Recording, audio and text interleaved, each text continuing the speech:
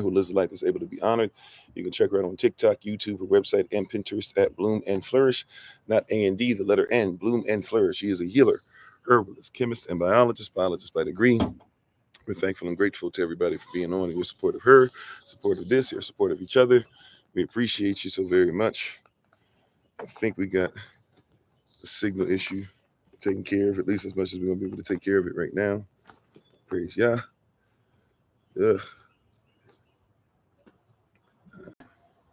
All right. Well, I got a couple of things I'm trying to find, but we'll go ahead and get started. Thank you guys so much for being on today.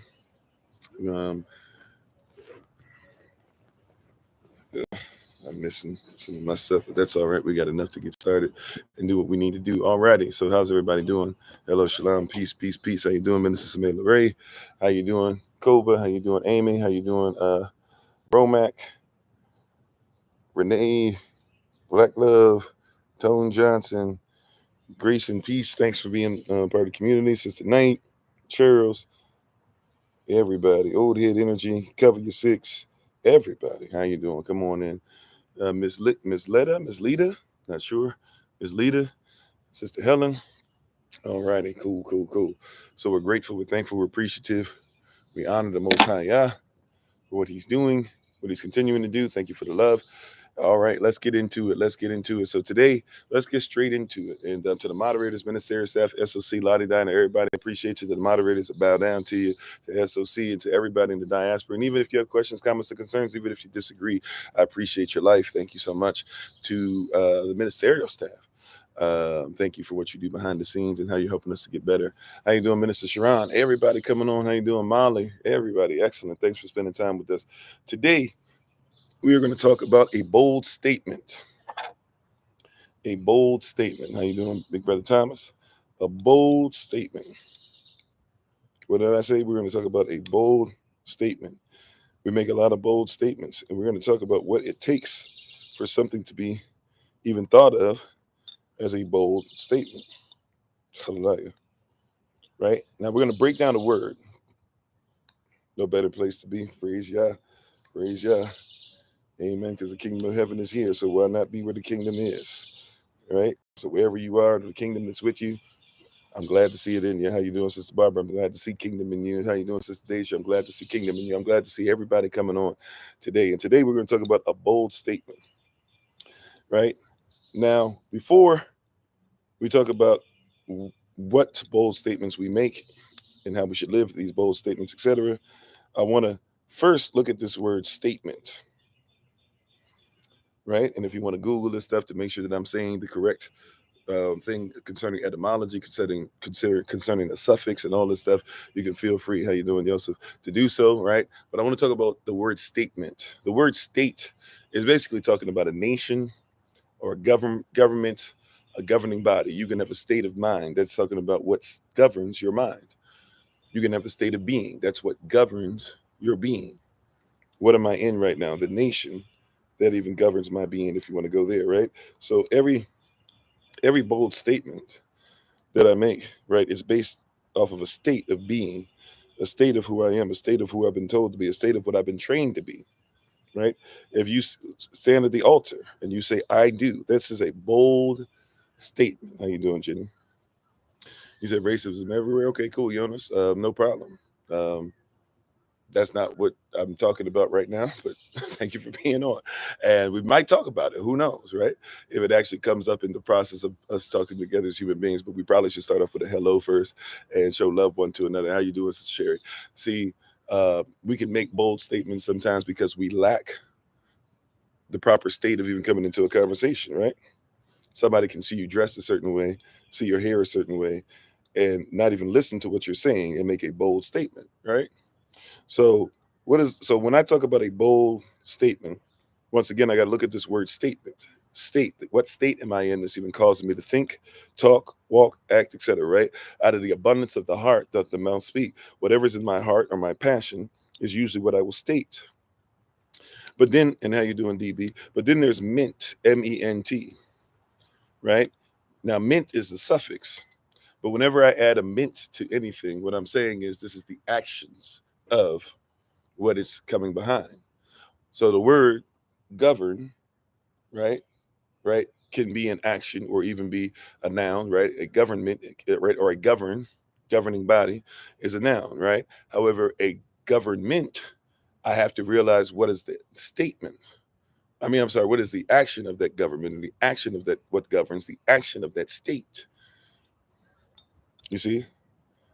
So a state within itself is just a noun. But when I make it a government, it actually becomes an adnoun, right? It can even be a adverb if you want to go there, right? Um, I can even be describing the action of something, right?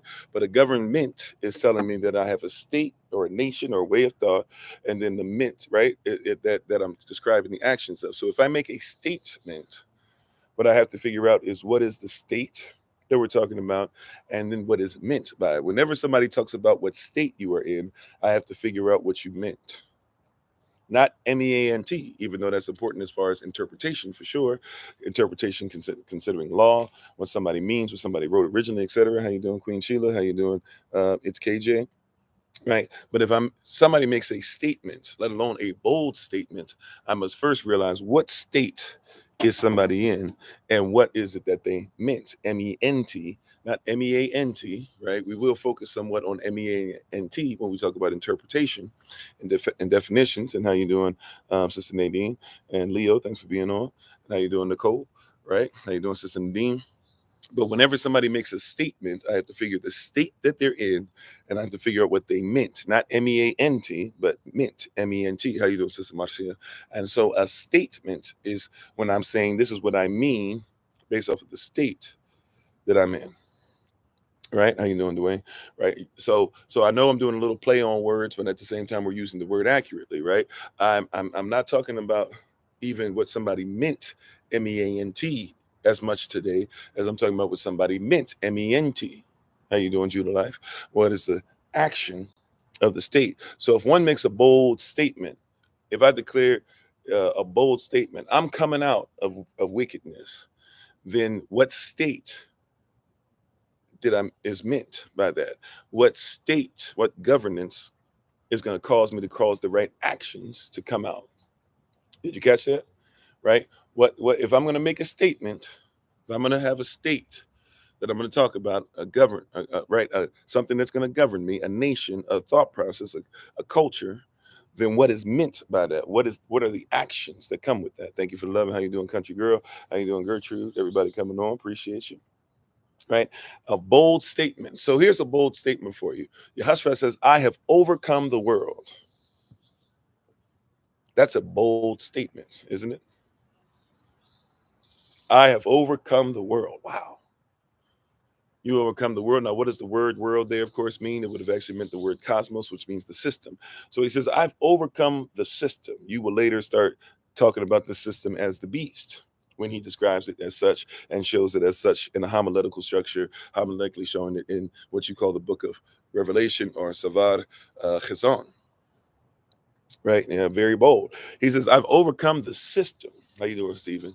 So I have to figure out what is governing him when he makes this statement, and I have to figure out what actions now are governing him.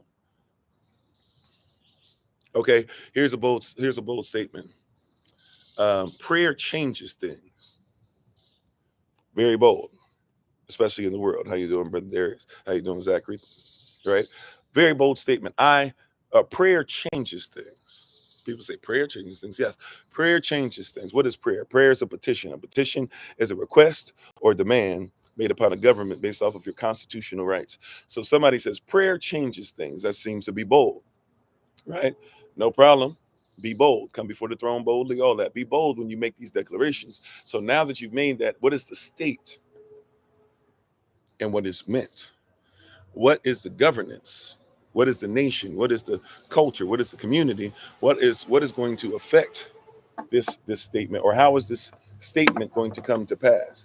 If I want a bold statement, see, I don't just want to only talk about a bold statement as far as what is a bold statement. I don't want to just talk about the fact that you should make bold statements. I don't want to just defend bold statements today. But what I'd like to say is, if I make a bold statement, then prayerfully I'm making a bold statement because I would like a bold result.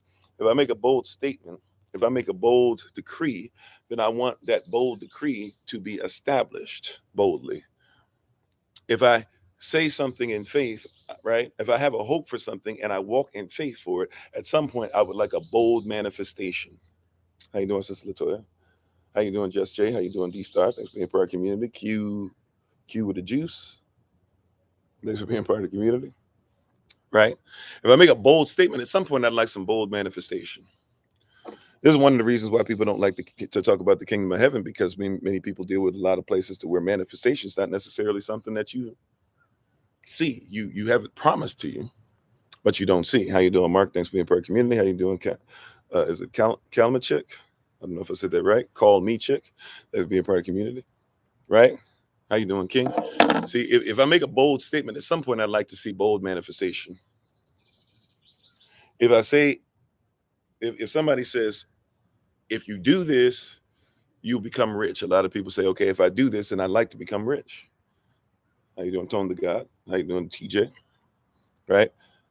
If somebody says, if I go to the gym and I eat right before I go and I work out 3-4 times a week, I expect certain results. If I make a bold statement, then I would like to be able to see a bold manifestation, right? And what's happened is many people have made bold statements without ever considering the state that you must be in and the actions that go along with that state. How you doing, Yehuda? I love my wife. There's a bold statement. Now we're looking for actions, right? That should give us some kind of, you see, right? But then I make a statement. I don't even have anything governing me. What is a wife? What is a husband? Whose definition am I going off of? How you doing, Art? You see, I made the bold statement, but what comes next? I made the bold decree. How does it get established? Many people will get married this year, and many people will not make it past this year. I'm talking about not just in January. I'm talking, what's today? July the 14th? No. July the 7th, right? I'm talking today, July the 7th. Many people will get married, and many people will not make it past December 7th. Many people will definitely might not make it to December 31st. Many people will not make it past the month of July. Some people are not going to make it to July 31st, but they made a bold statement. They made a political statement. They walked down the aisle. They had invited all their friends and their family. They said to everybody, hey, look at us. We're going to make it. We're going to be different. But by July 31st, some people will not make it. There's some of you who have gotten to a relationship. You started dating somebody and you're so excited about it, but because you don't have certain things together, you don't realize you're already working towards an end rather than you're working towards an ending rather than working towards an end. Did you catch that? Right? Many people make bold statements, but I got to figure out what the state of mind is that is meant. I love Yah. That's a statement. What is going to govern you so you can get what's meant, the actions that should come out of it. Whenever I add MENT to any word, I have to realize that there's something that there must be something that I do. If I talk about discernment, discerning is the state. We have to figure out what is the state of discerning that I can figure out what I must do that I might get some kind of result. And how you doing, Brother Jelani? And a lot of us make statements, but we're not ready to figure out what the state. We make bold statements, right? Matter of fact, some of us make old statements thinking that they're new statements. Everybody's starting to finally realize they should eat right. People have been realizing they should eat right way before somebody took that knowledge away from them and separated you from it. So if these people who have been controlling the knowledge are just now starting to use terms like organic, and organic doesn't even mean necessarily that it's still alive. It just means at some point you could have said that it had life. So you make a statement and you could make it boldly, but do you know what it takes? How you doing, Jason? How you doing, Renaissance? How you doing, Tyra? How you doing, Peace Be Well? Amen. Sister Nadine, see, talk is cheap. If I make a bold statement, but I have no actions, eventually what I'm talking is going to flutter away. How you doing, D? How you doing, Tyra? Right? So we're making a lot of statements.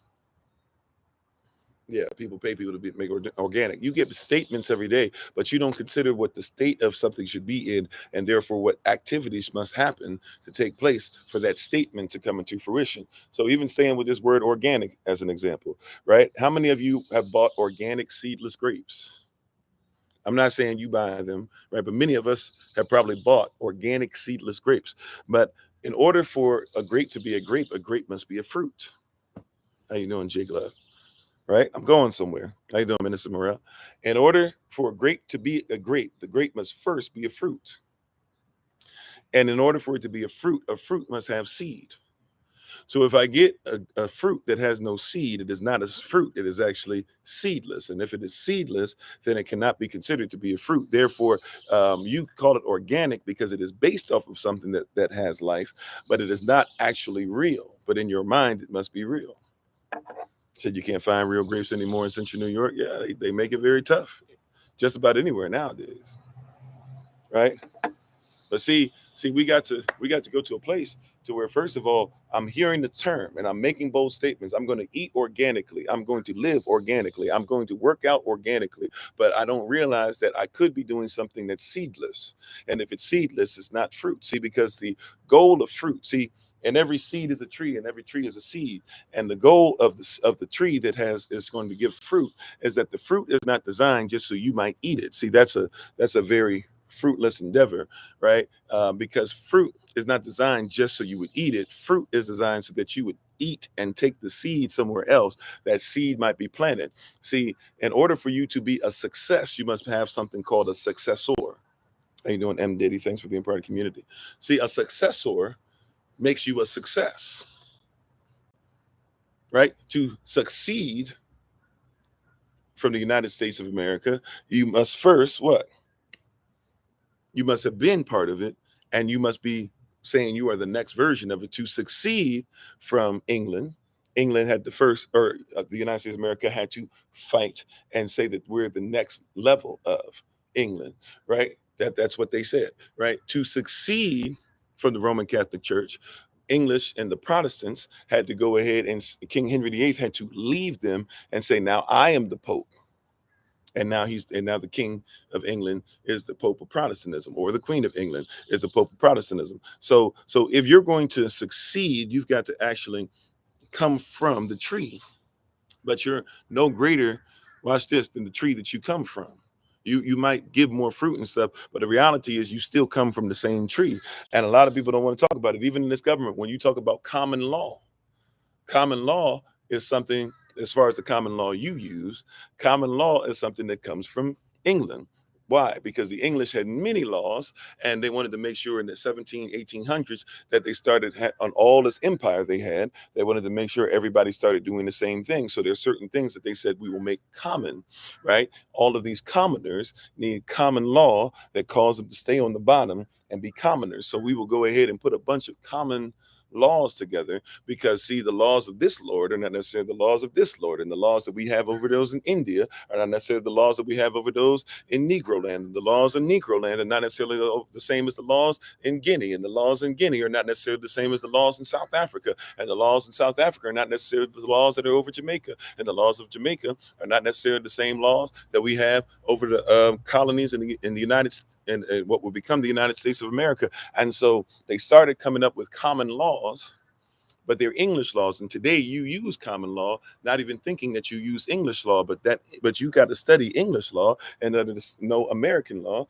Why? Because American law is not the law of the original American, right? Because the original American is a copper colored person indigenous to the Americas, but you're not using that American law. You use some of them, you don't know, but for the most part, you're using common law that came from those who were colonizing themselves first, colonizing others next, and then started colonizing you and said we need to keep certain things in common.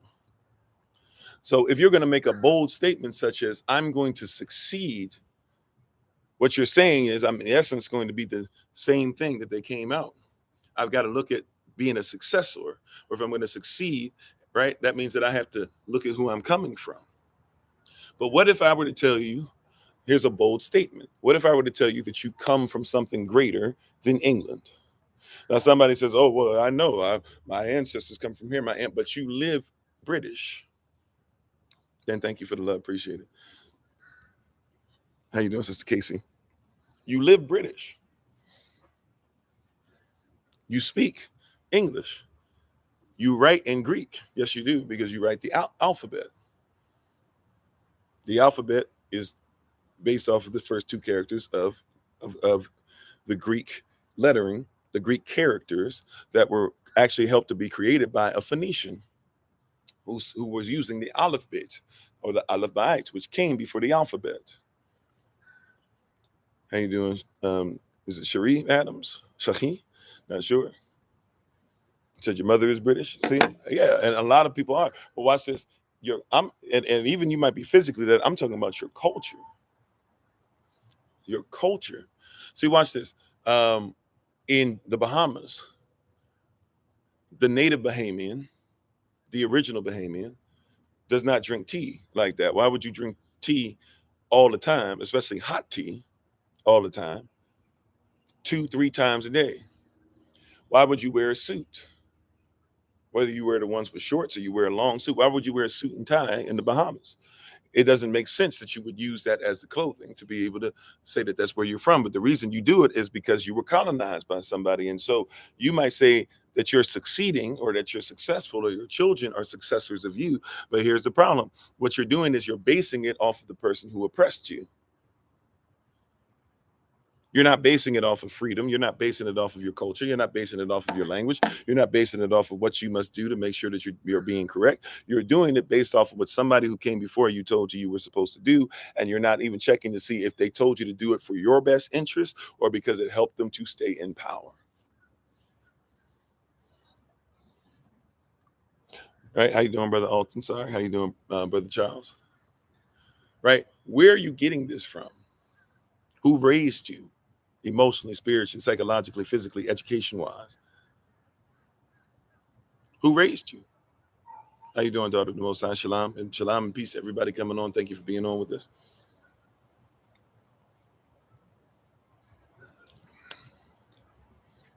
Why do you wear white gloves? Right? Have you ever thought about that? Bugs Bunny wears white gloves. Mickey Mouse wears white gloves, and you wear white gloves when you're an usher. You wear white gloves when it's communion time. You wear white gloves when it's offering time. Why? We consider it to be progressive in our faith. I wouldn't say it's ours, but that's what we say. We consider it to be righteous. I wouldn't say that, but you wear these gloves, right? Because of the same people that got you thinking that you shouldn't drink grape soda and you shouldn't have watermelon and you shouldn't have chicken at the same time. Because if you do that, you're considered to be a bad person. Now, I wouldn't say necessarily drink the world's grape soda and what that is, but when you used to have stuff like that, and everybody says, "Oh, see, you're this, you're that," they'll even tell you you're a coon. Forgive me, just for educational purposes only, but you hear words like this. Thank you for the love, appreciate it. How you doing, y'all's child? You said, yeah, these are cultures that are passed down that are not of Yah. Right? How you doing, Sister Judith? Many of you have walked down the aisle. Many sisters have worn white dresses. Many brothers stood there with tuxedos. Many preachers started off with, "Dearly beloved, we are gathered here today," right? To witness this grand union of Mr. So-and-so and Ms. So-and-so, right? But that's not your culture. Your marriage ceremonies don't act the same. Now, going back to the white gloves, just in case, because I know I left that hanging. See, you wore white gloves because when you had services, people didn't want you to go ahead. They didn't want black hands touching white objects, white ornaments.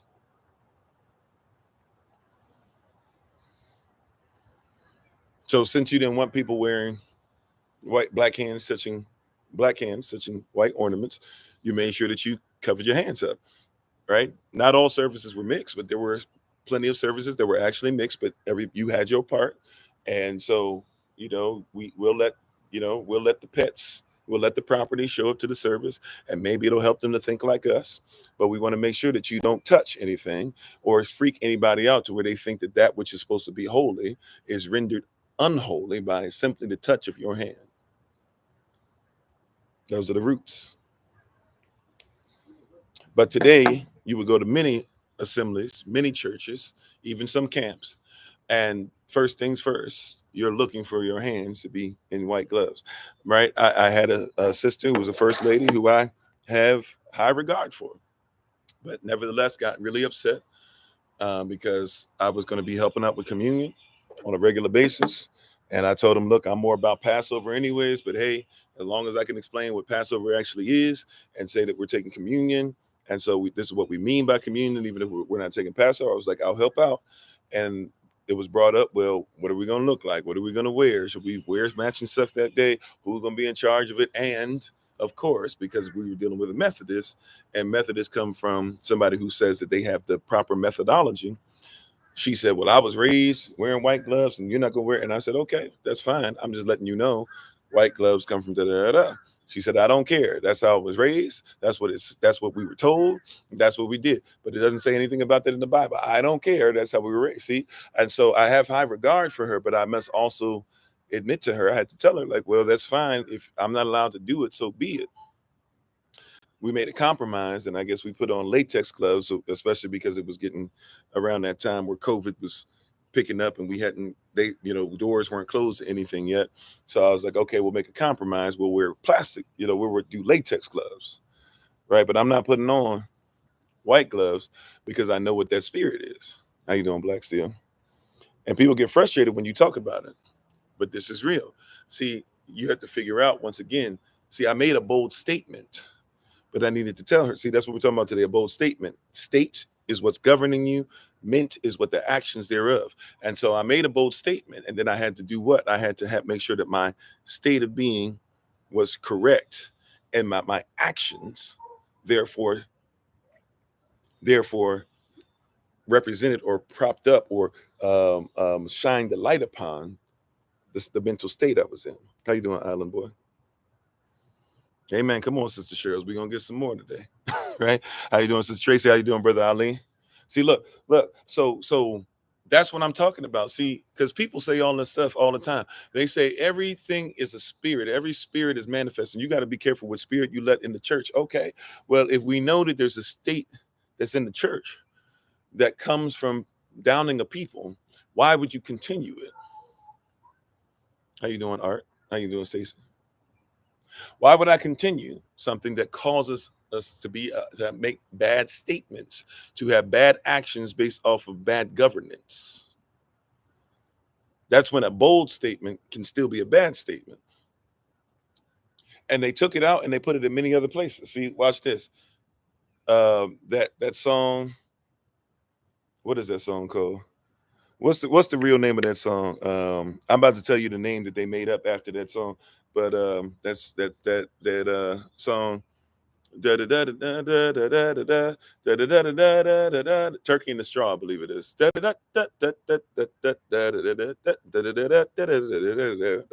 Right, you probably heard that, especially if you're a certain age, if you watch some Looney Tunes, if you just watch TV in general or listen to music in general as a child. All right, you probably heard that at least once. How you doing, Marlon? Right, but what people don't tell you is that song was changed into something called N-Word Loves a Watermelon. I won't say what N-word is, but you know what N-word is, right? N-word loves a watermelon. How you doing? A great man. Shalom, peace to you, right? And so when we saw this N-word, when you heard that, they changed the lyrics to the song. So the lyrics to the song became N-word loves a watermelon, ha ha ha ha. N-word loves a watermelon, ha ha ha ha, da da da da da da da da da. That's what it became. And the reason they changed this is because we as a people were, now I'm going somewhere with this, just hang in there with me. We as a people were making money. As much as we keep talking about how we were always broke and poor and this and that, still play with ice cream trucks, by the way, sure. I've even told some ice cream truck drivers who come through, I'm like, y'all got more than one song, right? Can you please play something else? Because there's a spirit on that song, right? But that song, that's where that comes from, right? Now I know originally that wasn't the name of it, so if somebody wants to argue that's why they're playing it, I guess, but I'm just trying to tell you. And they started playing that song, especially, here's the deal. Think about that it comes with the ice cream truck. The reason why it comes with the ice cream truck is because that you started making money. You started selling watermelon, but not just watermelon. You started making money off of watermelon ice cream. And so what they did, this is why you ever seen, you've seen people do the whole mammy thing, Adidon Drake picture that he took, blackface, and blackface started off on black people. It was a way of laughing at them to say, how crazy is this? And then other people started putting on blackface to make money the way that black people were getting people, but they wouldn't be able to charge the same. White people started charging more. And then certain white people started charging more and then putting that on, right? How you doing, Sister Tori? And so they would put on the blackface and everything, but you've seen sometimes where you see that big smile and it has the red around the lips, right? That's not lipstick. They used to put lipstick on so that you would see the red around the lips when they did the blackface and the Bambi and everything. But if you look at even some of the cartoons, I told you I'm going somewhere. We talked about the white gloves. If you look at some of the cartoons, like Looney Tunes and stuff, and when they would have their faces explode, what would happen? They would do this, and the smile would be really big. And if you look at it, it would look like a watermelon piece that had been cut, right? It would look like a watermelon. And then all of a sudden, the teeth would fall out and it would be black, even kind of, like you see white, black, white, black, white, black, and it would be like seeds. And you had the red around, right? And so you even were hearing some of those songs, da da da da da da, Edward loves a watermelon, ha ha ha ha. They were laughing at it, but they wanted you to think that it was bad. They did this on purpose to make something that you were making money off of look bad in your community, so you would be ashamed of selling watermelon, let alone watermelon ice cream. So that was a holdover from that. So every time people of a certain color saw that, they laughed. Every time somebody of a certain color saw that, they were distressed, like, oh, I don't want any part of that. And eventually they started to laugh at it, saying, oh, yeah, I'm not going to be that black person that likes watermelon ice cream, right? And then eventually became chicken and watermelon, right? Because you made a lot of money off of fried chicken. So you had to put that in there, and then it became grape soda, chicken, and watermelon, right? So now if you ever see somebody and you go to a cookout and you see black folk with grape soda, chicken, and watermelon, even though it's ours and nobody else might be around, you'll still see people that are like, yeah, I don't want any of that, because you were taught it's something embedded in the culture or from the culture that you come from. And when you saw these people doing it, you saw them with white gloves. Why? Because black people were not supposed to touch white things. That's where that came from. And so now think about it, right? Now when you see animals in the Looney Tunes or even in Disney, right? Think about it. Roll with me now. I don't know the name of the cow from Disney, so forgive me, but the cow that's always in love with the dog Goofy, which is really weird, right? But Bessie or whatever her name is, she's got white gloves. And Goofy, right? A dog has white gloves. Pluto is not Goofy black dog. Pluto is a real dog, so he doesn't wear white gloves, right? But Goofy wears black gloves, right? Minnie Mouse, I'm sorry, he wears white gloves. Minnie Mouse, she wears white gloves. Mickey Mouse, he wears white gloves, right? But Donald Duck and Daisy Duck, they don't wear gloves at all. Clarabelle, thank you. Clarabelle is the name, right? There's a reason for that, because that was supposed to. And by the way, Mickey Mouse's first cartoon that he's in, right, where he's sitting on the boat and he's doing this thing and he's going back and forth, right, and he's has the wheel, right, and he's whistling. He's whistling on the boat. He had the position that somebody of color would have had, right? And eventually he'll get those white gloves. This was something that was there, right? So I'm saying all that to say that when I make a bold statement, I have to figure out what state I'm talking about. What state am I in? What is governing me? And then what is meant, MENT? What is the action that goes along with it? I'm not going to make a bold statement just for bold statement's sake. I'm making a bold statement, and then I've got to come with some bona fides to at least get you to be able to go down some kind of rabbit hole, bare minimum, right? Thanks for being part of community art and Farmer Lisa and conscious comedy. Appreciate you. Right. So there's a lot of bold statements, but we don't know what state people are in. Once again, I've overcome the world. I've overcome the system. How do you do that? How you doing, Jake Love? Would it be surprising to you that many people say I've overcome the system? See, watch this. Now, somebody mentioned this earlier, right? I didn't mention it, and but we got into it. I told you we might organically get into this, right? Let's go ahead and get into this conversation. some. I'm not going to stay here. This is not my intent to stay here, right? We can flow back and forth in conversation, of course. You said, "Wow, you didn't know that?" It's a Mickey Mouse movie, Steamboat Willie. Uh, the name, yeah, Steamboat Willie, right? Right. He wasn't Mickey Mouse yet. So see what I'm saying, right? Or Mickey Mouse playing Steamboat Willie, however they present it, right? We can go into the Crows, right? In Dumbo, they don't show you that anymore. They don't really want you clicking on Disney Plus, and I don't even know if they have that scene on Disney Plus. If they have it, if you have Disney Plus, you can let me know if you watched it recently, right? But I grew up with that VHS, right? And those crows that were in zoot suits, and the main character's name was Jim Crow, or the main crow's name was Jim Crow, right? And how did he talk? Well, I didn't done seen about everything, but I seen an elephant fly. Isn't that the words of the song? Well, I been done seen about everything when I seen an elephant fly. Right? Come on. They weren't they weren't. You see what I'm saying? They when somebody makes a bold statement, if I say there's a system that I must overcome, then I have to be in a different state. See, the word state, once again, means nation. This is why we must nation build. And if somebody is of a different diaspora and you're going to be grafted in, fine. You've got to be part of the same state, though, because you can't come in here making requests or making demands or making petitions upon, right, a request or a demand upon a government if you have no constitutional right to do so. If I'm going to come out of this state or out of this government, then I must, and if I'm going to become a state, I have to realize what a statement is, what is meant by our state, what are the actions of our state. That's what people were watching every day, right? They still watch this in other countries. I've told you guys before when we went to Belgium. We went to Belgium. My wife was asleep.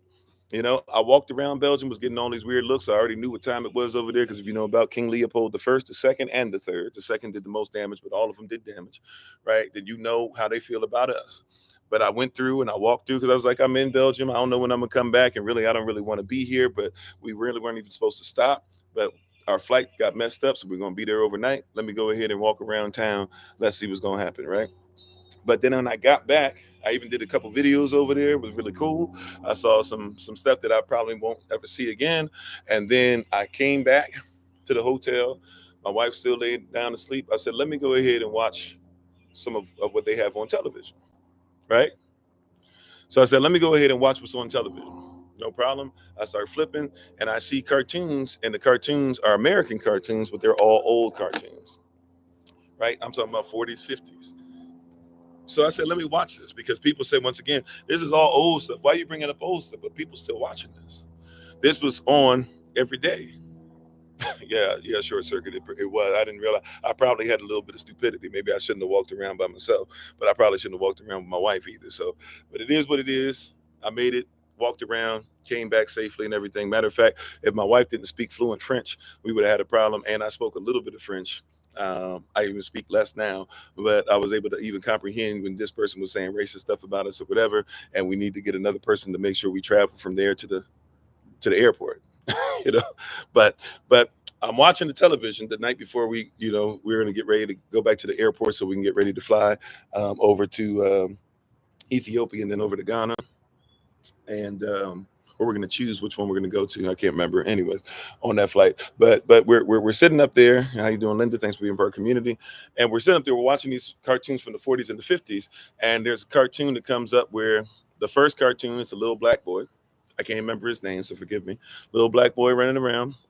And there's this young, and this is using colonial construct, social construct. There's a little black boy running around. There's a little white girl that he's running around with. Oh, okay. This is interesting. They would show that back in the day, but let me watch.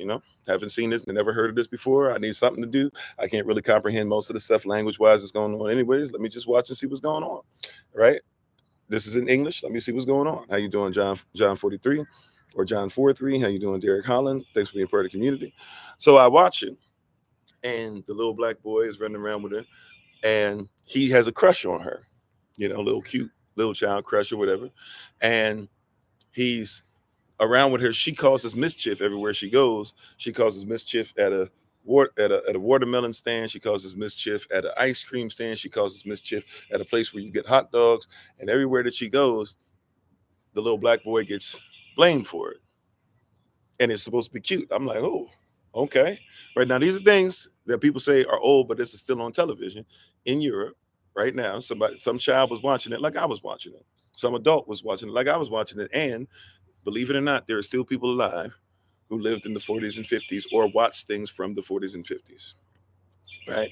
I did not grow up when Bugs Bunny was big in the 60s and 70s, but I watched a lot of Bugs Bunny. Okay, so people do this weird thing, right? Just because you didn't grow up with it doesn't mean you're not affected by it, right? And it doesn't mean that people who are not governing over you, including some 80s and in their 90s who are in the Supreme Court or who are in Congress, right, or who become presidents of the United States, it does not mean that they are not affected by this, right? So, anyways, um, I'm watching this, and then finally at the end of it, right, after the little black boy basically has gotten chased, yelled at, or beat up by these white men who are upset with him because he's around the girl who's causing mischief. Then all of a sudden at the end, she gives him a kiss on the cheek and he smiles, and then it ends. You know how they end those in Looney Tunes and things like that? You said thoughts and emotions are the most important senses program to babies. And they learn it in the womb. Right. So now we go to this place where the next cartoon up is the same little black boy, but this time it starts off with him, and there's a mammy figure. You know, like in Tom and Jerry, how you had the mammy and you never saw it above either her chest or you never saw above her waist, right? And she always had those slippers on, and she had the apron on because she was going to get ready to go and do work for somebody else, right? And so you saw her in Tom and Jerry. Well, you had the same type of figure, and she's the mother of this black boy. And the black boy, she tries to get him to wake up, get out of bed. She takes him to the bathroom to start the day, and she wants him to get a bath. She puts him in the bath water. He's dunked in. The bath water turns completely black, and then she pulls him out, and he's white, and the water's black.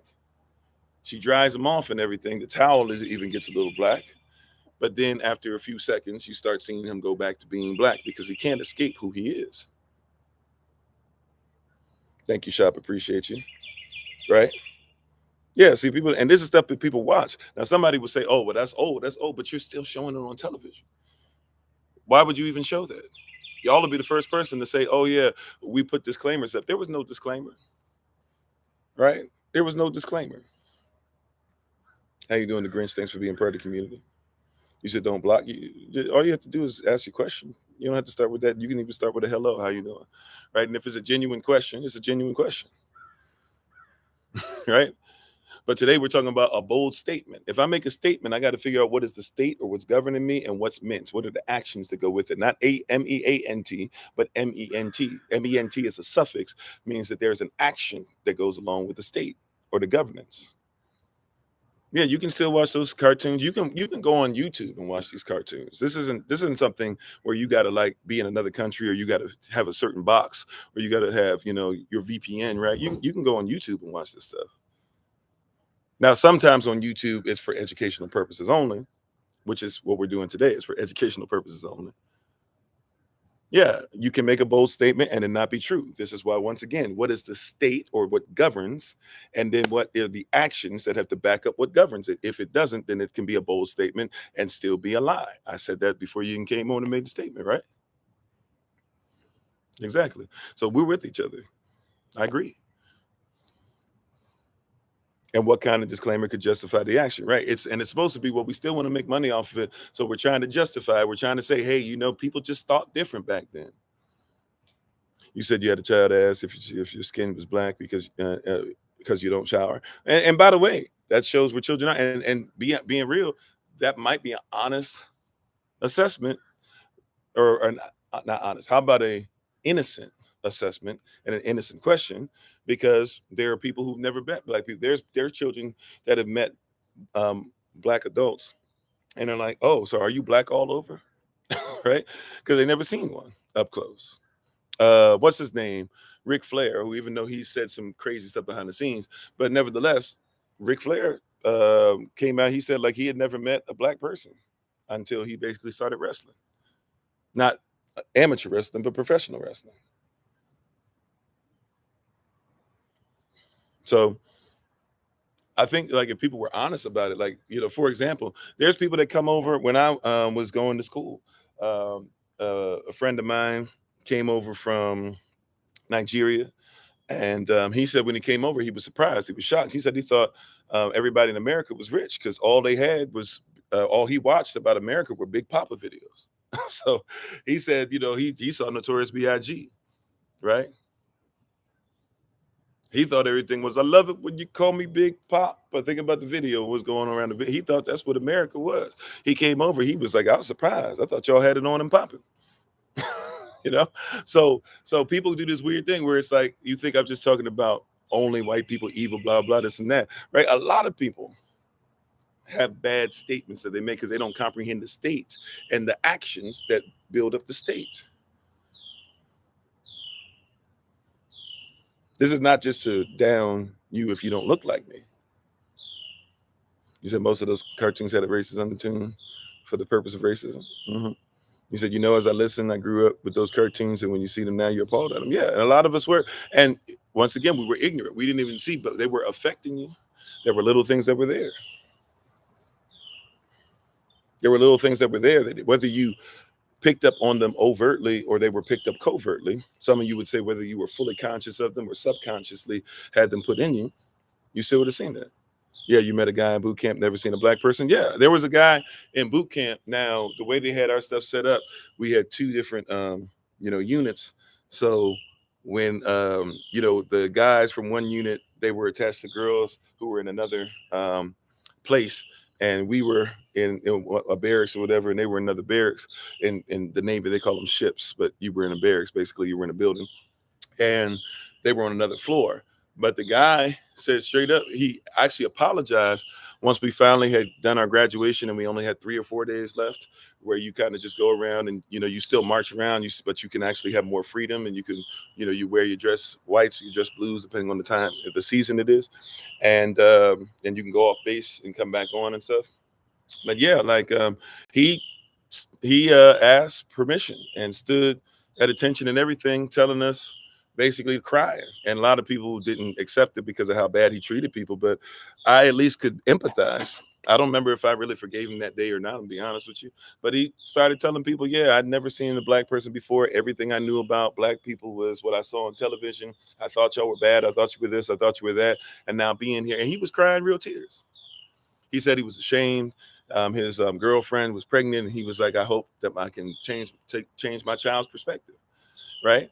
And I'm so glad now I look back at that. I'm like, you know what? I'm so glad that he didn't just say color doesn't matter and I didn't do anything. Like, I'm so glad he said, you know what? Like, if I thought some things were wrong and I was taught, and we do the same thing with white people too, where some of y'all think that every person is bad because they're white. And that's not the case at all. Look up Pastor John Brown. If you don't know about Pastor John Brown, you don't know what you know what I'm saying? That's a bad boy.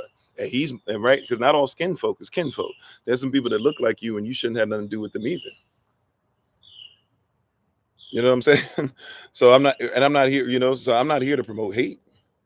Okay, how you doing, shipmate? I see. Right. So I'm not here to promote hate. I'm not here to promote it. I'm here to tell you it exists. I'm not here to promote anger, but I am here to tell you that it exists. And we believe that you shouldn't let the sun go down on your wrath. You shouldn't allow yourself to go to sleep angry, let alone be angry and then on top of that, carrying other generations' anger. Now we're getting into generational curses. You see what I'm saying? See, if I'm gonna make a bold statement and say that racism is a system, and I'm gonna make a bold statement and say that I'm a separated, then I have to figure out what is the state of race. Somebody missed that. What is the state of race? What is the governance of race? Where do you even see? Watch this, right? Some of you already know this. What is the state of race? What does it even mean when somebody says race? A lot of you have no clue. You think that race means color. You think that race might mean your tribes, or if you want to be more accurate, branches, families, kingdoms. Some of you even talk about the human race, but you don't even know what the word race means. Like, especially if you don't believe in evolution. If you don't believe in evolution, then you shouldn't believe there's a human race. You don't know where it comes from, do you? Now, race, yeah, in of itself just means a competition. If I were to take my child and your child was there, and I said, let's talk about race, especially if they're of a certain age, those children are going to look at us and say, okay, where are we starting? Right? They're not going to think like we got to start getting into all this stuff because that's not what race even means. I'm gonna show you where you get that mindset of race from in a second. I'm gonna give you the bona fide. I'm gonna give you the receipt. I'm gonna give you something that you can look at, right? I'm gonna show you something you can Google. I'm gonna show you a book you can buy. It's something that you were taught in school and don't even think about it. You don't think twice, right? But race has nothing to do with your color. Now it does because you have this false version of it. You have this modified version of it. You have this um, straw man, right? And even Stockholm syndrome of those who oppress all races.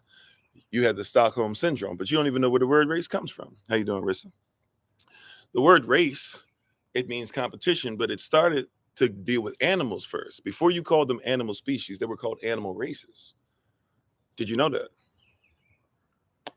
I want to make some bold statements, but we're going to talk about the state, and then we're going to show you how the actions have started to manifest into certain things. How you doing, Serenity? See, I'm going to make a bold statement, but I'm going to back it up for you. See, race used to be for animals. And the reason why is because you had people that started saying animals compete against each other for food. They compete against each other for shelter. They compete against each other to have offspring. Right? Thank you for the love. Appreciate it. How you doing, Miss Wendy? So they started saying there were animal races. This is why eventually some of you started believing you were animals because you started saying you compete against each other. But that started off at first with them talking about animals. There was a guy named Carl Linnaeus. Probably was Dr. Carl Linnaeus. I'm not sure. But Carl Linnaeus, C-A-R-L, Carl, last name Linnaeus. I believe it's spelled L-I-N-N-E-U-S or L-I-N-N-E-A-U-S. Carl Linnaeus. Carl Linnaeus took something that was already forming and he basically made it more official. He said, well, animals have races and humans must have races. And then he named the races out for you. He basically had 4, which would be expounded upon later, but he basically said there's only 4 races. How you doing, Cornelius? Thanks for being part of the community. I didn't say all white people. I said Carl Linnaeus and those who thought like Carl Linnaeus, those who ended up having power or were already in power. And Carl Linnaeus said what? He said that there's 4 races. There's white people, and this is the order he put them in: white people, red people, yellow people, and black people. Of course, because he gave them, Latin names, because you believe that if it's Latin, it must be scientific. He had to give them Latin names, of course. So when you look them up, you have to see the Latin names. But he basically said there's white people, there's Native people, there's Asian people, and there's black people. How you doing, Brother Vincent? And thanks for being part of community TikTok preacher. And thanks for being part of community Cornelius. Appreciate you. Right? This is what he said. And so when he broke that down, right, then later on, that meant that there were human races. So if there are human races, it's because he said we came from animals who compete. And so these human races are better, some are worse.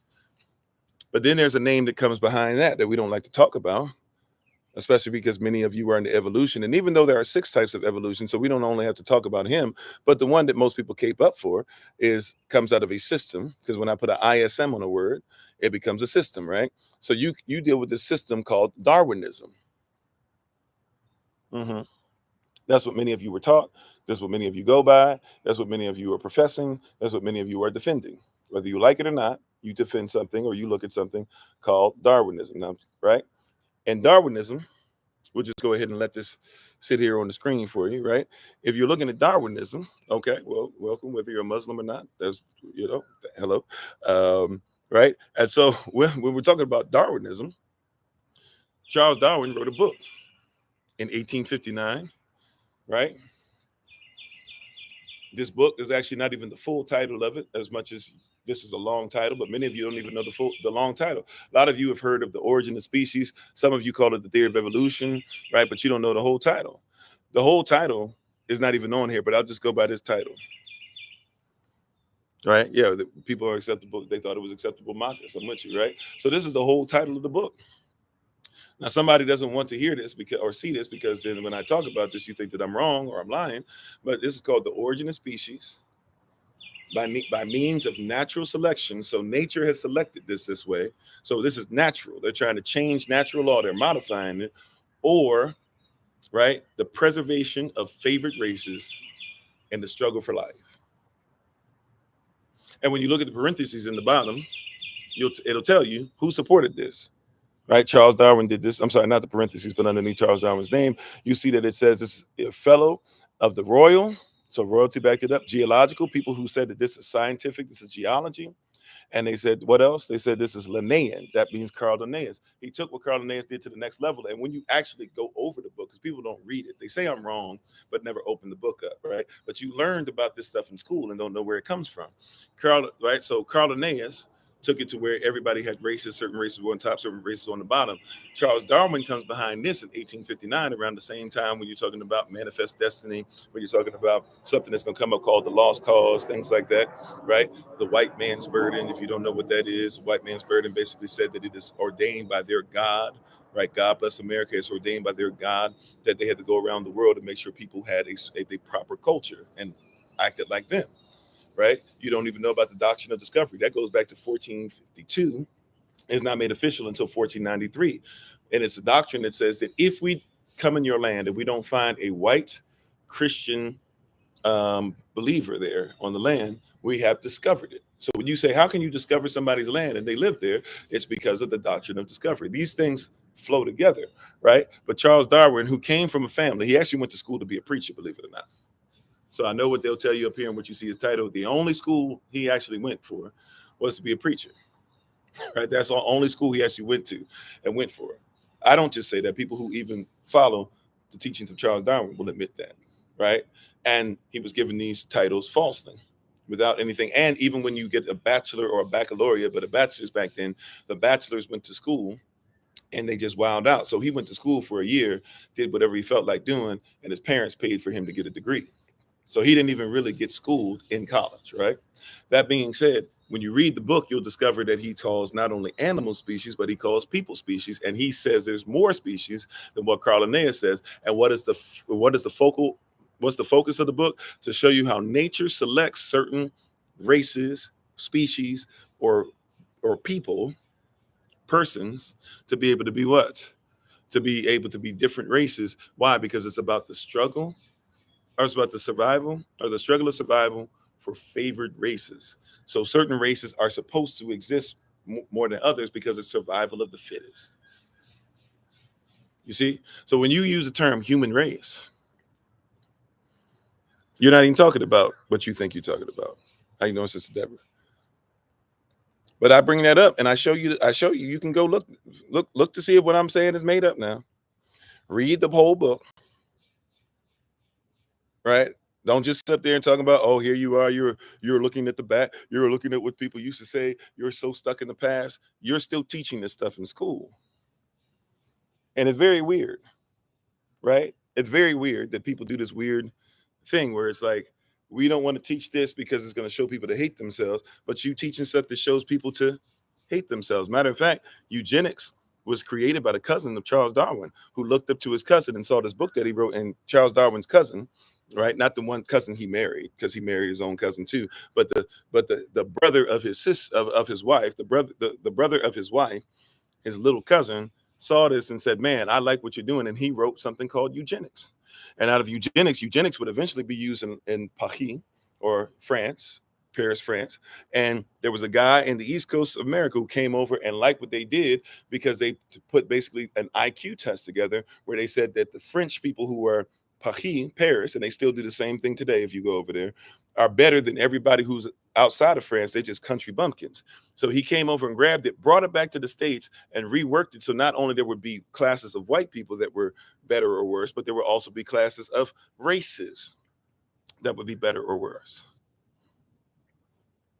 Now, if I make that bold statement, once again, I tell you the state that we're in. I show you what was meant. Not even MEANT, which I'm doing, but MENT. What are the actions that were done? But somebody says, oh, I don't want to hear those at all. You're wrong. You're decrepit. You're old. You're slow. You hate people. I didn't write it. I don't agree with it. And I don't think that you ultimately agree with it. But what I'm trying to tell you is you could be living by somebody's statement and not even realize it. So when Yehoshua makes a bold statement, he says, I've overcome the world. That word world there in the Greek is cosmos, right? Kosmos. It means it is a system. Racism is a system of race. Race there means what? Race means species or different things that should be in competition. It is a system of competition against each other to see who's on top and who's on the bottom. And it was systematically put in place. That means somebody, how you doing, Brother Alex? Somebody put it there on purpose. And we wrestle not against flesh and blood, but against principalities. The word principality there, it means an origin or a kingdom origin. If you realize where these words came from originally, you wouldn't worry about these words. Not as far as you wouldn't say them or you would ignore what the problem is that comes out of them, but you wouldn't worry about them the way that you do. See, because if I show you that race literally is a competition, then guess what? If you want to stop racism, stop competing against each other. Uh-oh. How you doing? Always happy. I mean, if you really want racism to go away, stop competing against each other. Make sure your brother and your sister have the same thing and that everybody's family is going to be taken care of. You said you guess everyone is guessing on the aspect of race. Once again, I literally just showed you what you can go read up and see where you get this term race, because race should just mean on your marks, get set, go. But if that's what you're doing to where you're not even going to say, okay, giving evidence, I can look it up for myself. I can look up Carl Linnaeus. I can look up Charles Darwin. I can look up Charles Darwin's cousin. I can look up the Doctrine of Discovery. I can look up Manifest Destiny. I can look up the Lost Cause. I can look up the White Man's Burden. I can look up all these things and say, is it real or is it not? Matter of fact, see, if you knew about true racism, then you would comprehend that there's a lot of people who are white who don't even care about other whites. If you really want to go into what racism is, see, a lot of you who call yourself, what do y'all call? What are some of the adjectives you guys use for white people? I'm not talking about negative ones, right? Where you and you say you, or let's say you might say some are Italians, even though Italians technically, you might not consider, but you'll say Italian, you'll say European, you'll say Anglican, you'll say Anglo-Saxon, you'll say what is? I'm missing one. What is it? See, I knew somebody was going to start using some of the words. No, I'm being, I'm just talking about even nationalities or tribes or things. What is what is it that you guys call?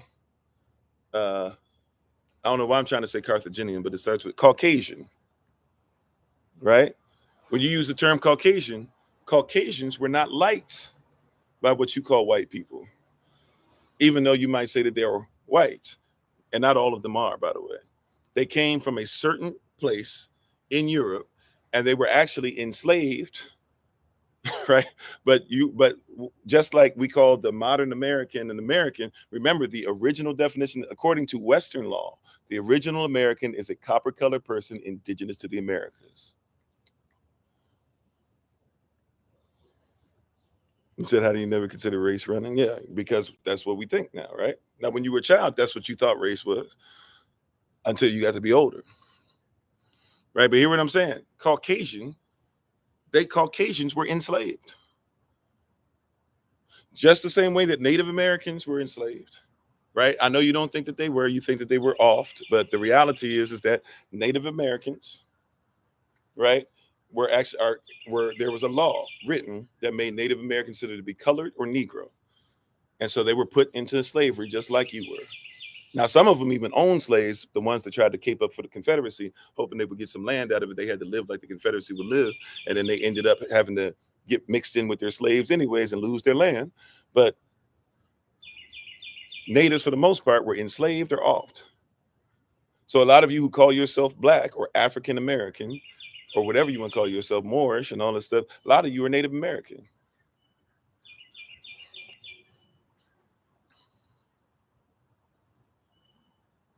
Right? A lot of you are Native American. Not a lot, by the way, by blood tests. But there's so much blood quantum stuff out there, even in Native American communities, that it's difficult for you to go ahead and do these things. So have I read it? I've seen a lot of it. I can't say I've read it. I've read some excerpts of it. I've heard some people speak on it. I have not read the book. Right.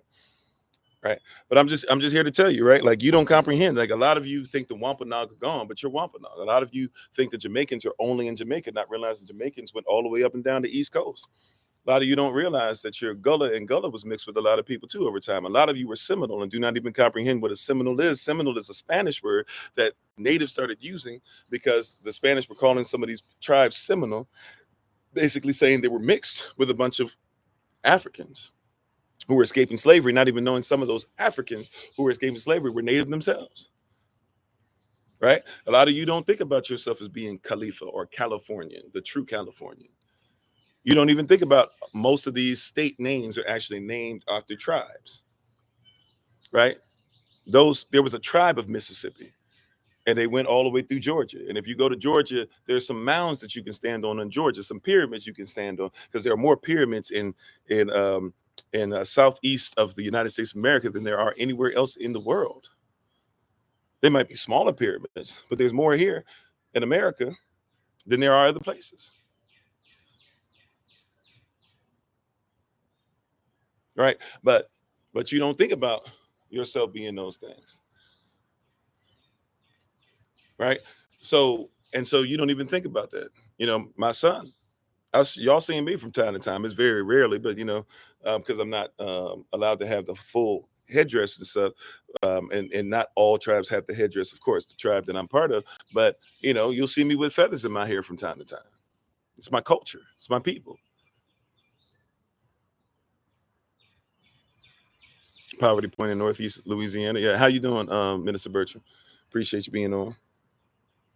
You see, and we even got to a place to where we right, or for example, even the biggest pyramid, is it in the United States or is it in North America, something like that, or maybe even in the Americas? I'm not sure. The biggest pyramid that you'll find over in this area of the world is in Illinois. It's still there. It's covered in grass and everything now, but it's still there. You can go find it. You can go look at it right now. Huge pyramid, right there. You think that you got to go back to Kemet to be able to see pyramids, and you don't even think about Kush had pyramids before Kemet. But you think you got to go back to Kush, Kemet? You think you have to go down to Technicolor? I'm not pronouncing that right, right? But you got to go back to where some of the Aztecs were, or Mexico is, right? And you're not even realizing. You said you just heard there's one in the Grand Canyon. I've heard it. I didn't see it, but the Grand Canyon is vast. We had a chance to see Grand Canyon from a few different areas, but obviously the Grand Canyon is vast, huge. Yeah, we have our own homeschooling that we do. We help out a lot. We do some Shabbat school, of course. Matter of fact, I don't know if it's this Monday or not, but I know Mondays, my wife's going to start teaching French for those who homeschool, whose children don't go to school, or even if they're just young and you want them to come, or if you want your child to just be part of it, whatever. But I think she's going to start teaching French. And Wednesdays, I think Solomon's actually going to have like a Kung Fu club where he's going to be in charge. Right? He's not a master, obviously. He's still learning, but he'll get to be in charge. And if children want to go ahead and join up with him on there, you can learn some of that. And obviously, anytime if y'all want to do one-on-one stuff or just want to go through stuff, you can always feel free to do so. We got a few videos even on our channel where you can have stuff that's just for the children, trying to put more stuff like that over time. Right. And we invite people, we say, especially if you have children of different ages, we try to keep it as open as possible. And I try to refrain from certain language and stuff. Because I just don't use it, but also to make sure that the children can be able to listen to stuff like that. So you can have them listen to some of the same recordings.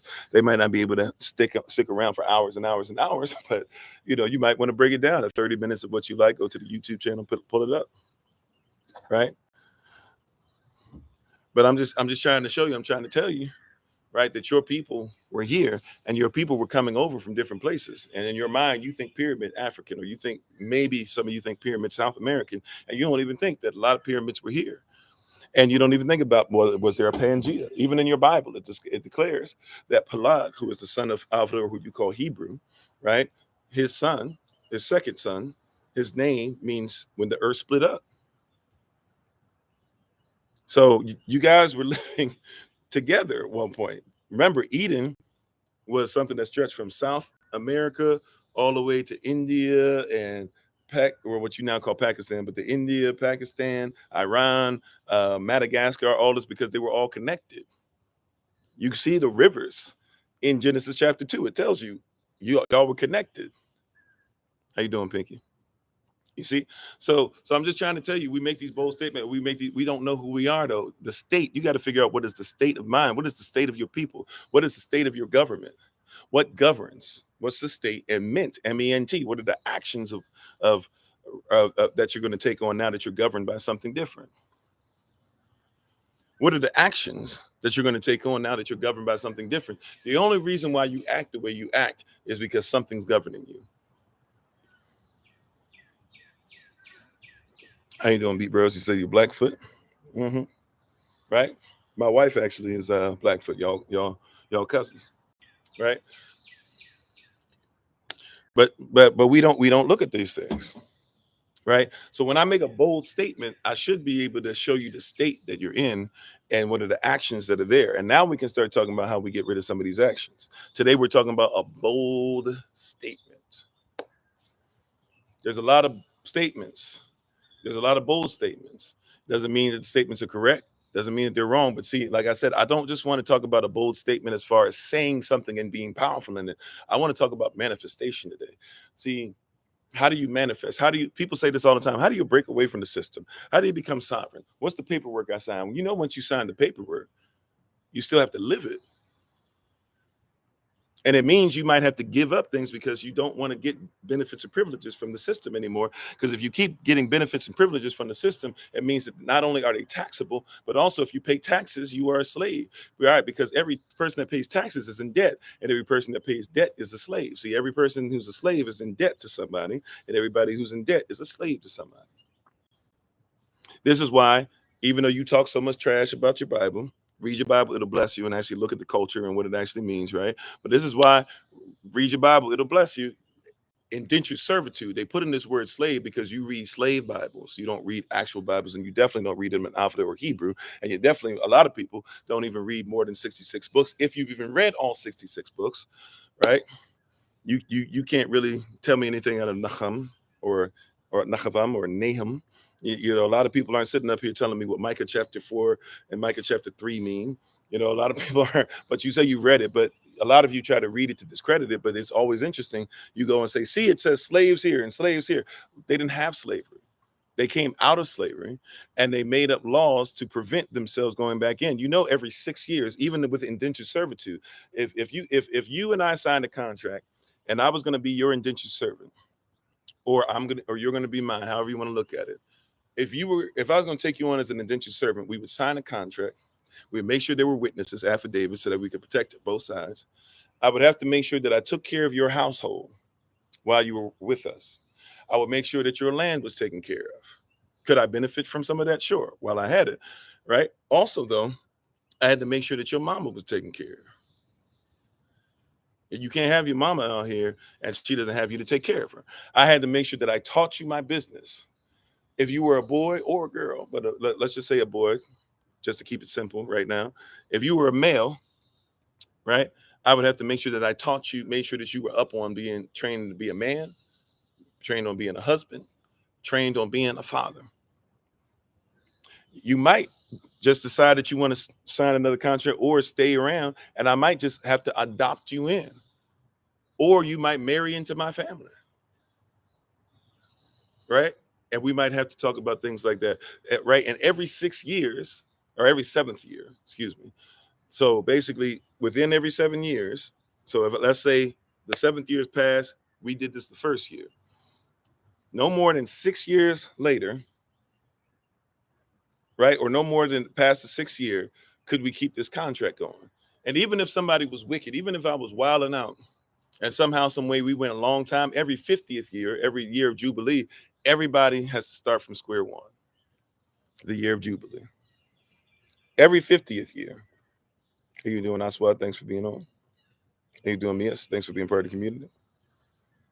Right? Every 7th year, it was supposed to go away. And every 50th year, no matter what, everything was wiped off the books in the year of Jubilee. So even if people was tripping and trying to find ways around it, you can't get past. So it wasn't no thing like, hey, You guys just supposed to be slaves until. And that's not just an American phenom. That's something that happened with Russians. Look at the serfs and the serfs, even who were supposed to be the indentured servants, were treated just like the Slavs or the slaves. Right? Look up English history. Look up, French history with that. It was something that was done over there too, right? But in Israel, even if somebody was trying to treat you like a slave, they said, "Hey, we got something in place. Every 7th year, let that man go." Nobody can be enslaved. Nobody can be an indentured servant forever. Even if they couldn't pay back everything, even if they fell short, you got to let that go. Some people that were locked up, you might have to let them go. Maybe not everybody. And by the way, we didn't really have prisons like that. So when I say locked up, don't even think prison. But some people that had to be outside the camp, some people who had committed murder and atrocities and things, we might have to reevaluate and maybe let you back into society. Well, even the word mortgage, when you bring it up, mortgage, even look at the word mortgage. Mortgage is mortgage. They gauge your mortality. You sign a mortgage and you go, oh, okay, well, I guess everybody pays 30 years. They have you pay 30 years because they realize that people only live a certain amount of time. And they realize most people are not. Most people are not. I'm not saying nobody does, but most people are not buying homes like that until they're 40, 50, 60 years old. Right? So let's say somebody's going to buy a house at 40. Most men ain't making it past, well, I won't say most men. How about this? A lot of men are not making it past their 60s. Right? They know that most of you not going to make it past your 60s. So since most of you aren't going to make it past your 60s, for whatever reason, whether you're just unhealthy, whether you take modern medicine, whether you're going, literally job yourself, toil yourself to death, they know that most men are not making it past their 60s. So what do? They have you get a mortgage. And you get that mortgage, it gauges your mortality. They know that you're probably not going to be able to keep it up. And if you somehow do, they know that you still probably not going to have enough to do what you want, or you're going to want to get other things. So they say, hey, we'll set it up where you're going to have a second mortgage, third mortgage, fourth mortgage. We're going to get you somehow. And at some point, even if we never ultimately get the home and you're able to actually pass it on to your wife or to your children, no problem. Like, we've made so much money off of it, who cares? Like, that's the mindset of it. They're trying to make about 2.33%, about 2 1/3 times what it's actually valued at, or what they said it was valued at. Because just because your home is valued at 500,000 doesn't mean that it takes any more than 50,000 to make. And then, of course, yes, you're paying taxes on it all. So everybody's making money up, but they gauge your mortality. That's where it is. Mortgage is a French term. They gauge your mortality. Right? So I say I want to be free of the system, and I tell people, well, look, get credit, do all that, whatever. But why not make sure that you come into something to where you can start purchasing a home? Somebody says, I don't have enough money, right? I need to get enough money to, what, you want me to pay $300,000 on the home? No, how about this? Change what's governing you. How you doing, Sister Toya? Change what governs you. Change your statement. State what governs you, meant the actions that you're doing because of what governs you, right? How about you do this? How about, instead of being so prideful, go around and look at plenty of places to where there are homes that you could probably buy outright, including closing costs, for like $10,000.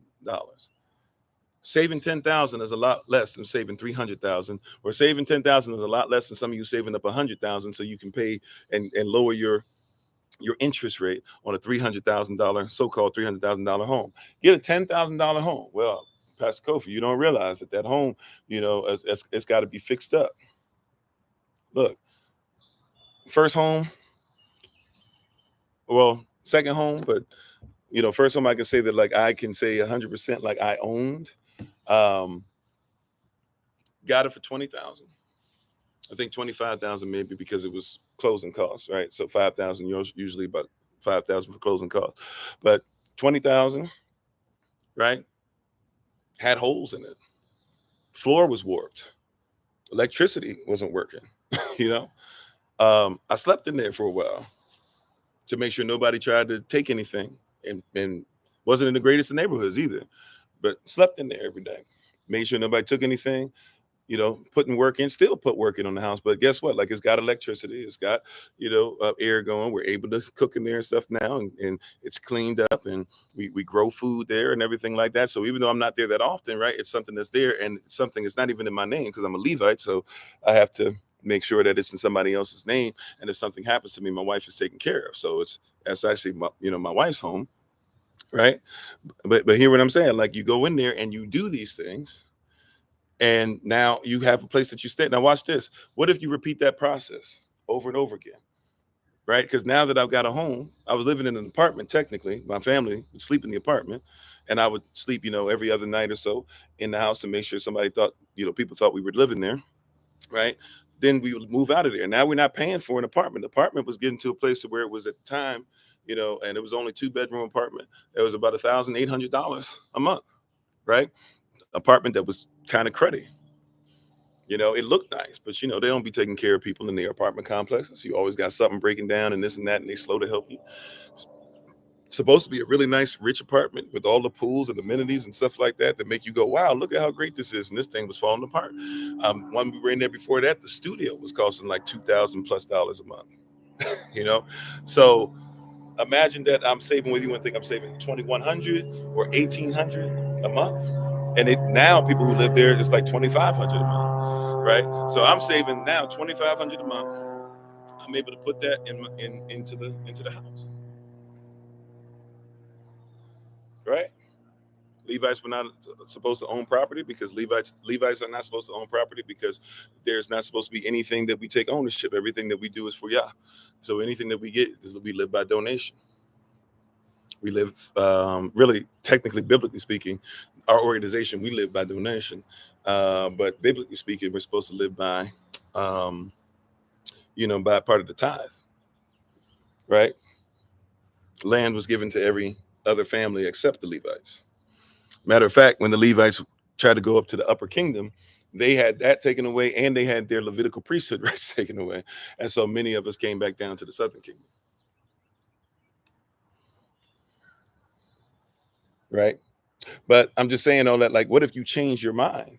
In your mind, I got to get the $300,000 home. But what if you could save up 10,000 and then get that together, and then now you don't have anything except paying electricity and water and gas on that? That's a whole different ball game.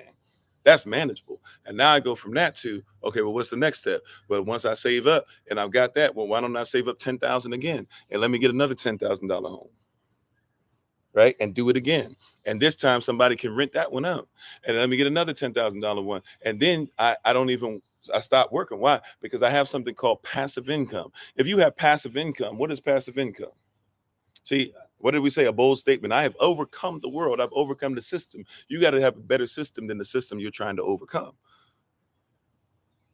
Once you have passive income, what is passive income? Passive income means it's not taxable. Passive income is one of the wildest things that's written, but it's law. Render unto Caesar's things to Caesar's, but Elohim's things to Elohim. Caesar keeps giving you ways out, and you keep saying, but I got to render to Caesar. Caesar's telling you got a choice.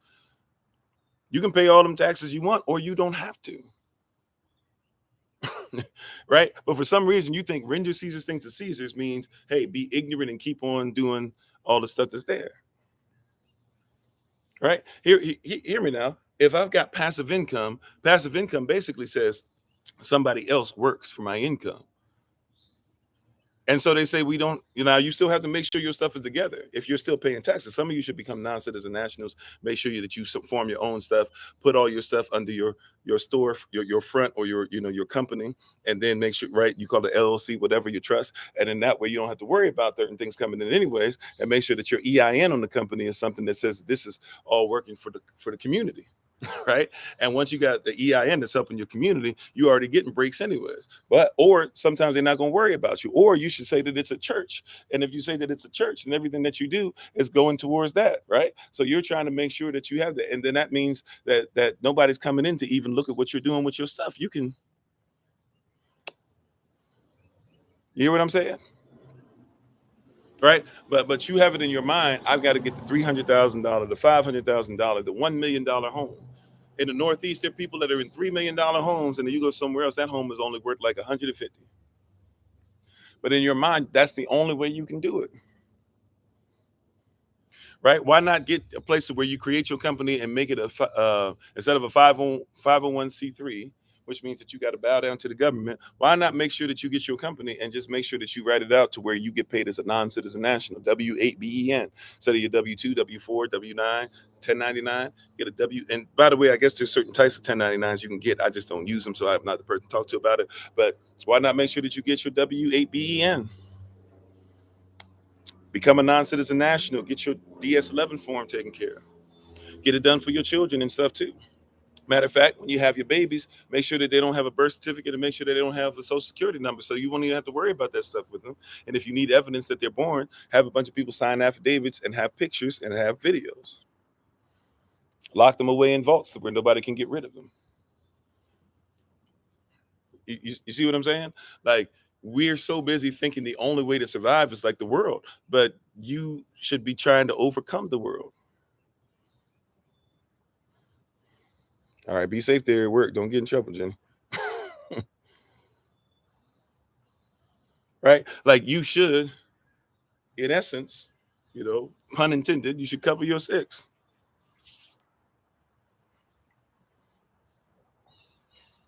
You said that sounds so stupid? Sure. Okay. To those who won't do it or won't even try it, or those who have never even studied it because you don't know how law works. And that's okay. But for those who actually live this,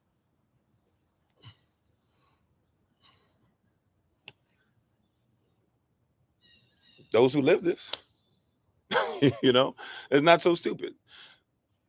It might sound stupid, but to me, I'm not gonna say it's stupid, but to me, if I have a choice of working a 9 to 5 every day or making sure that I govern myself and I'm in a different state and I can actually have statements that I'm in control of, it doesn't sound that stupid at all.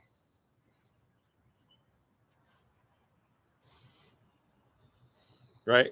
But remember, there's a saying: he that doesn't know that he doesn't know is a fool. Shun him. He that knows that he doesn't know is teachable. Teach him. He that knows that he knows is wise. Follow him. I just gave you the stuff. Look at what I'm saying, right? I just went over this with some of the family. Was it yesterday? Day before? Right? Maybe it was the day before. Right? I got so much stuff going on. I'm all over the place. But went over this with some of y'all or one of y'all recently, and we do this for those of you who take class. We went over a DS11 form, right? DS-11 DS11 form. That's your passport application. And when you look on your passport application, either on page number 5 out of 6 or page number 1 out of 2 that you're filling out, whichever way you want to look at it, when you get that first page you're supposed to fill out, there's a section that you don't touch or sign until you've finally gone through the process. Everything's been okay, right? You have to know how to fill it out. Don't just go fill one out. Make sure somebody teaches you how to fill it out, because you have to make sure something specific on there is done.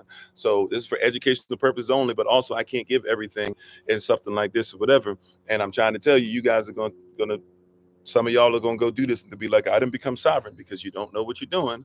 This is why you have to be discipled. You got to be disciplined.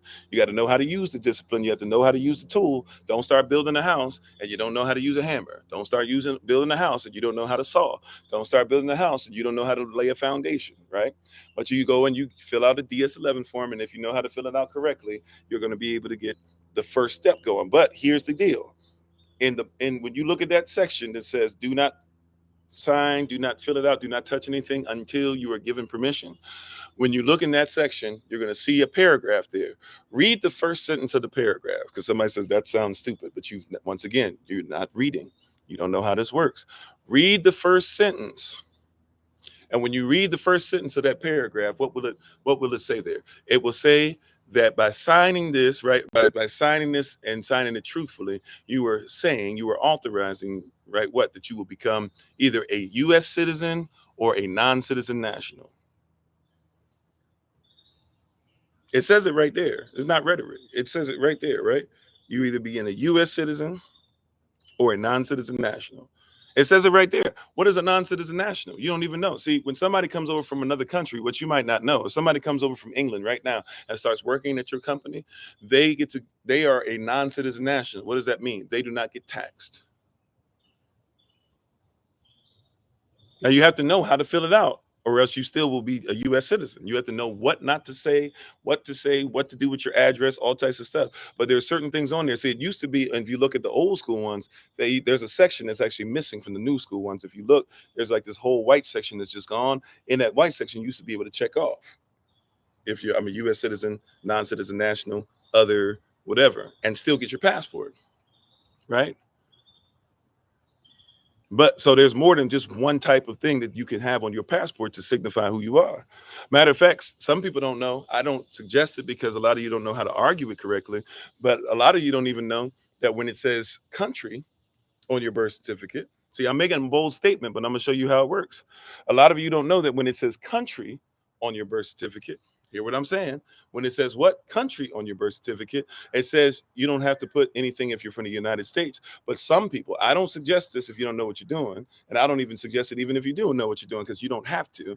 But when it says country on there, guess what you put there? Some people put their state. You know why? Because every state is a country. Every state is a nation. This is a statement. And you're saying that the actions, the ment, MENT, the actions that I'm going to do are based off of the state that I'm governed by. So you're saying I'm not part of a fictitious country called the United States, right? And if you want more information on classes and stuff like that, if you're on Facebook, YouTube, you can always look in the description with the video. If you're on TikTok, you can go to our main page, click on the link tree. Or if you make it to the end of the video with us, we'll have ways you can text or email us or get in contact with us, and we'll show you a list of classes coming up in the future. Our next set of classes in the so the second semester doesn't start until the last Monday of August, which is August 28th. And yeah, it doesn't start till August 28th. There's going to be 6 classes that are taught, or 7 classes that are taught.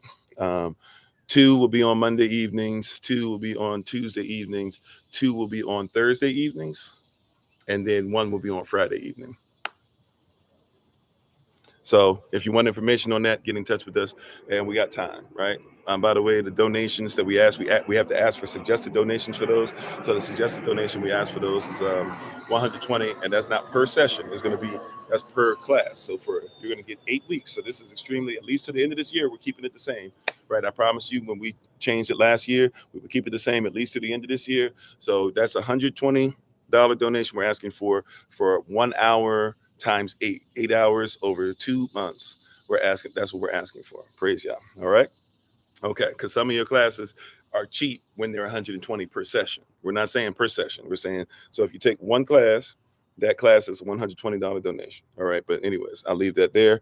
That's not what we're here for right now. But thank you for the question. Right. Any other questions, comments, concerns concerning that? Like I said, let us know. We'll get that information to you. But yeah. See, so a lot of people don't even realize that. So somebody will say, "Oh, that's stupid. That's dumb. You don't know what you're talking about. That's not real. That's not real. That's not real. That's not real. What you talking about? That's not real." Yeah, it is. It's very real. It's very real. It's right there on the paperwork that you fill out. By the way, what I just said about a country. Somebody says that's not real about a country. Here you are making up stuff again. You're making up stuff. I've never heard it. Well, just because you never heard it, it just means that somebody not preaching it or proclaiming it to you. Well, show me where it is. Show me where it is. Okay. I'm going to say it 4 times for you. I'll say it somewhat slow, but I'm not here to stop everything for it. So if you don't catch it, you just don't catch it. But 28 USC 3002 15 A, B, and C. 28 28 USC 3002 15 A, B, and C. How you doing, Michael? How you doing? Right. Once again, 28 USC 3002 15 A, B, and C. I'm telling you what to Google now, right? Because if you don't believe me, I'm trying to show you like the beginning, the surface level. How you doing, Minister Tamara? I'm trying to show you the surface level stuff on this. Once again, 28 USC. USC stands for United States Code, by the way. So this is not me making it up. This is law. 28 USC 3002 15 A, B, and C. What does 28 USC 3002 15 A say? 28 USC 3002 15A tells you that the United States is a corporation. It's not a country. How you doing, Tay? Thanks for being part of the community. How you doing again, Minister Tamara? 28 USC 300215A tells you that this is not a country, it is a corporation. This is according to the United States Code. All right. 28 USC 300215B tells you that this is not a country, but it is a board. That is why you have a president. That is why you have a vice president. That is why you have secretaries. This is why you have a trustee. This is why you have all these congressional positions, because they are all part of a board. When the president puts together a cabinet, what is his cabinet? His cabinet are full of board members. And 28 USC 300215C tells you that it is an instrumentalization, or in other words, it is publicly traded.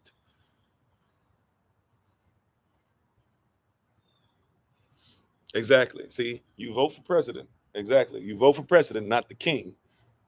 You live in a republic. A republic has a king. Yeah, there's a book. You can just look up United States Code. United States Code book. United States has to let you know for free, right? You can buy a book, of course, but the United States has to give you places all the time to look up UCC, USC, all that. Constitution, state constitutions, anything that's law, you need to have free access to it. Now, if you want to get deeper and get like, Black's Law Dictionary where they're showing you how to use it, well, then that's going to cost you something. Am I? But you can do that. How you doing, Vaughn? Thanks for being on. Right. But yeah, you can just Google United States Code book. There might be even some versions of it that are worth paying because they probably come with some definitions and things like that. But anything that's United States law, you're supposed to have free access to it. We just don't even know what to look for, right? Like, watch this. Somebody help me. What is UCC1? This is United Uniform Commercial Code. This is the UCC1. This is like your Genesis 1:1. You hear what I'm saying? What is UCC1? I don't even go over it that much for real, because I don't use it. But what is UCC1? How you doing, babe? My wife is on the Honorable Maya. You can check her out on TikTok, YouTube, her website, and Pinterest at Bloom and Flourish, not A-N-D, the letter N, Bloom and Flourish. She is a healer, herbalist, chemist, and biologist by degree.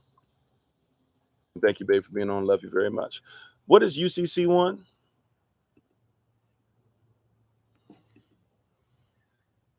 I'm going to just read it for you.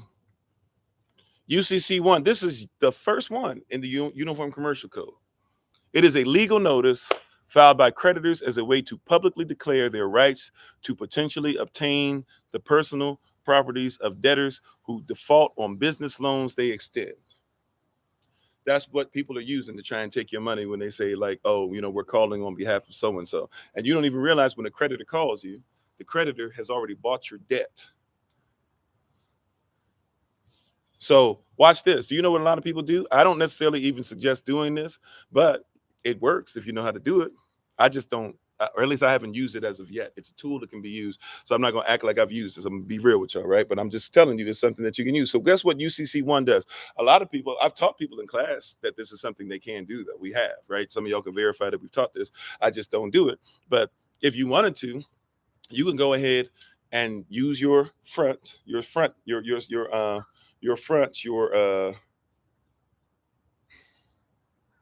man, right? You could use your business. In property law, straw man is a business that you're using instead of yourself. And you could actually come against yourself. You could take legal action against yourself and say that you owe your business, or you owe your own business this much money.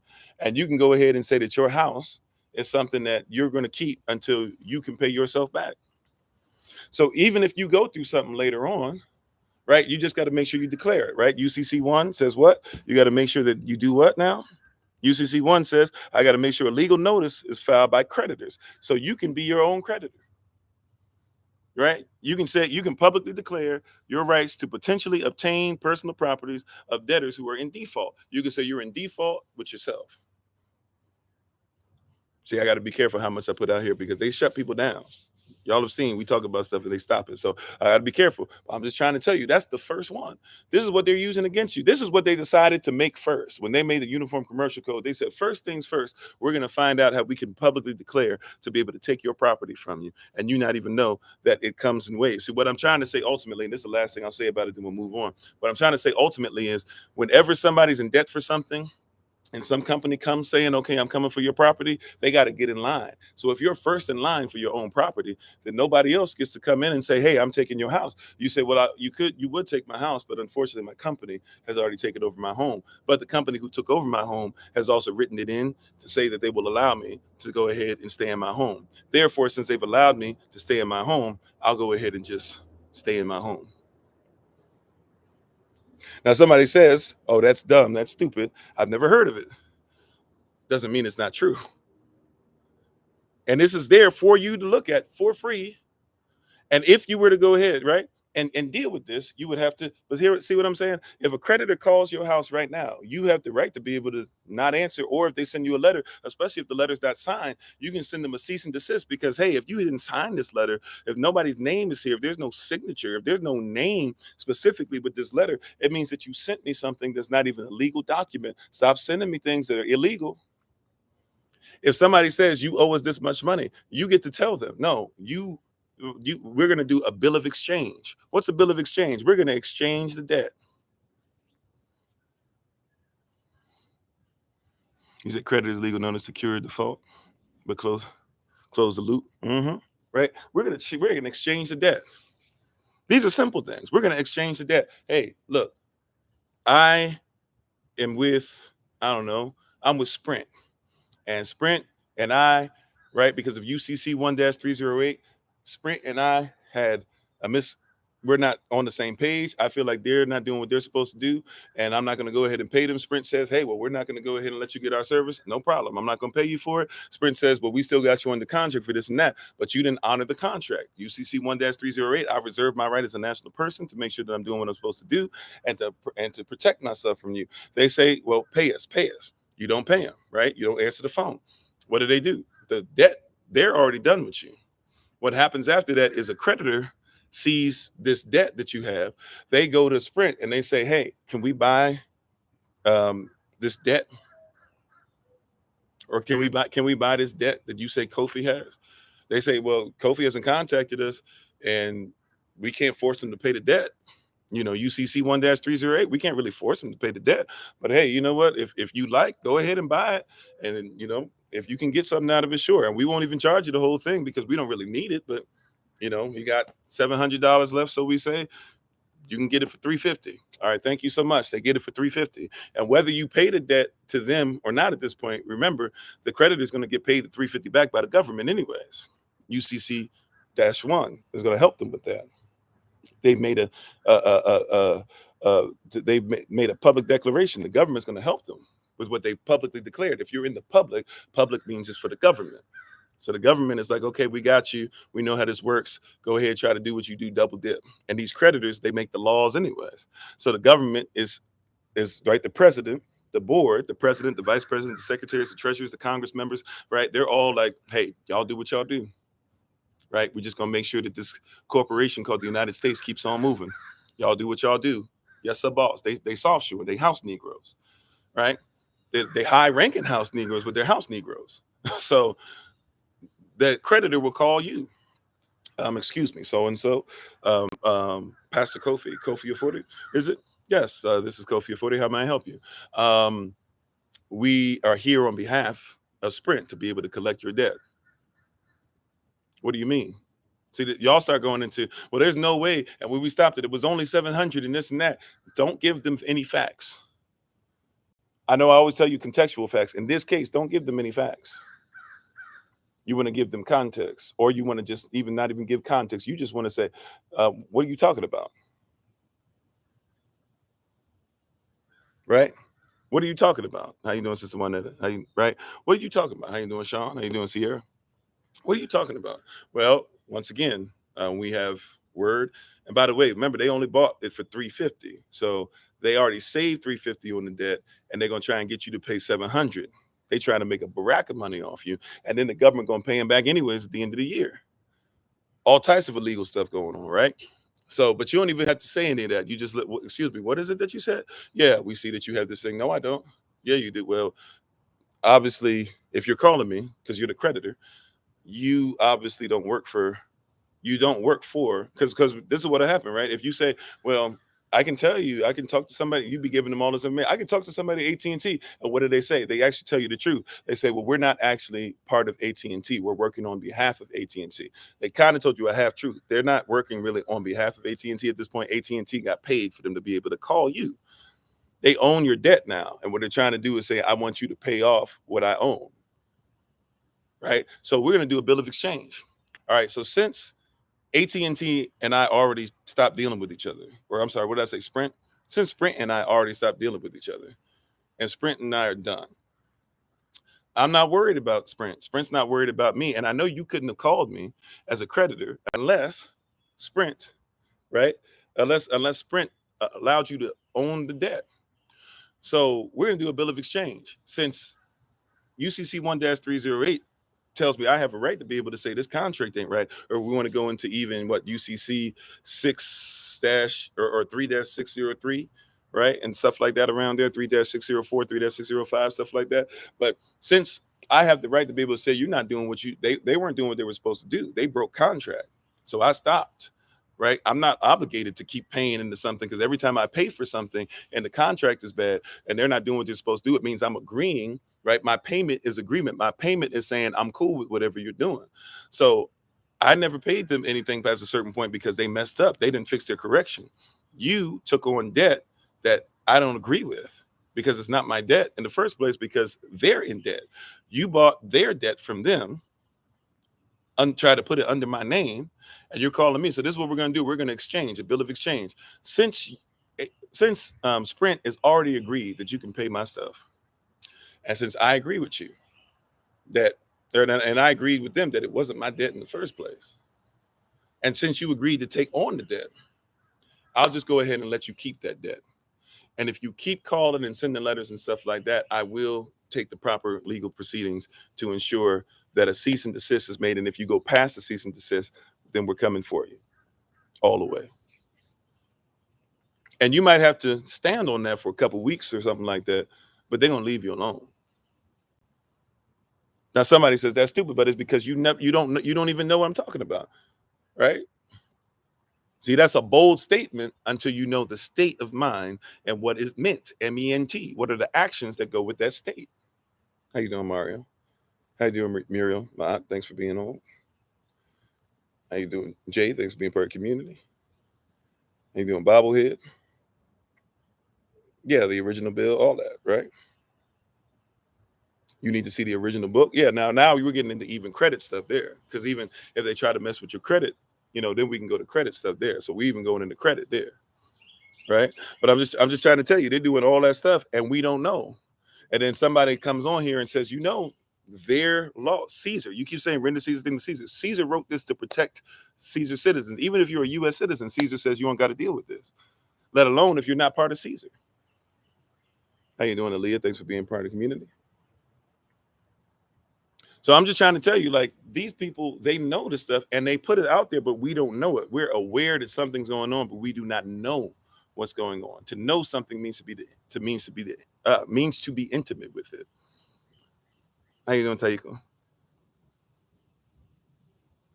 Right? These are things that are there. And so when I hear somebody hears me say this, and you saw somebody say it today, oh man, you think you know everything, but that's just stupid. That's dumb. You don't know what you're talking about. No, it's not. It's stupid to keep being in debt with somebody. To be in debt with somebody means to be a slave to it. But especially if you have a contract, right? Contracts are more so for indentured servants. Even your work contract, your job contracts, that's indentured servitude. Why are you enslaved to these people? If you got a 1099, you're supposed to show up when you feel like showing up. I'm not saying you should have no discipline, but if you have a 1099, why do you dress the way they tell you to dress? Why do you show up when they tell you to show up? Unless it's absolutely necessary. There are times that it's absolutely necessary, but see, you think that you don't even realize if you got that 1099, especially certain types of 1099, you tell them what to do.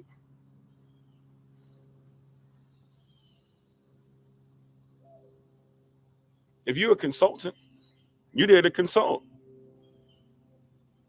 How am I going to be a consultant and at the same time, I just do whatever you ask me? You ask me to show up. People get this thing twisted. I'm not saying, and I hope I don't come off like I got a big head or something like that. Some of you already think I do have one, right? But I'm just being honest, right? Like if you come to me and talk about Pastor Kofi, my marriage isn't working. Can you help me out? And I'm like, okay, cool. Let's talk about it. Let's do what we got to do. And then all of a sudden you start talking about, well, I don't like that you said this, and I don't agree with this, and I don't agree that you said that about being a husband. I don't agree with this being about being a wife. It's like, look, you came to me to get consulting. No offense, no shade. Now, I'm coming to you with the word. I'll come to you with 5 love languages. I'll come to you with the 6 basic human needs. I'll come to you talking about the hierarchy. I'll come to you talking about all this stuff. I'll come to you we can talk through the lens of prism of red pill, blue pill, alpha, beta, sigma, whatever, delta, whatever stuff you want to put in there, right? But you came this way, right? If you sign me on as a consultant, then you came to get consulting. If I'm a consultant, but I'm still like you're basically telling me what to do, then this relationship ain't right. This contract ain't right.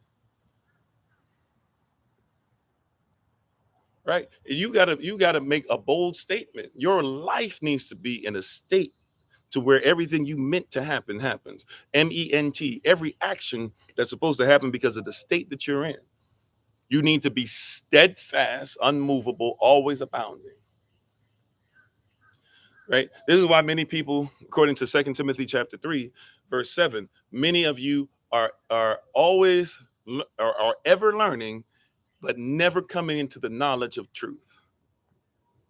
Wow, that's a bold statement. What does that mean? That means that many people are dealing with things, items, products, education, etc., to where you were always learning something, but are always trying to figure out, why can't I get the manifestation? Thank you, Razin. Appreciate you. Right? Why is that's why I said earlier, I don't just want to make bold statements today. I don't want to just talk about a bold statement. You need some bold results. You need some bold manifestations to go with those bold statements. And at some point, you've been doing the same thing over and over again. This is what y'all be telling me. Einstein taught y'all that doing the same thing over and over again, yeah, right, and getting the same results. That's insane. That's insanity. You mean I've been praying about this for 25 years? And I never once thought about my faith needed some works? Uh-oh. You mean I read James chapter 1, verse 8, and never read James chapter 1, verses 5 through 8, that says that if I pray for certain things and I don't live in a manner that allows me to get what I prayed for, that therefore I'm double-minded. And if I'm double-minded in my prayer, then I'll be double-minded in all my ways. Therefore, meaning I'll be unstable in all my ways. I'm not established on any kind of foundation. My house is built on the sand. That means it's in between the sand, the sea, and the land, but it's never on the solid place, the land. Therefore, when things keep coming up, all my stuff keeps getting washed away.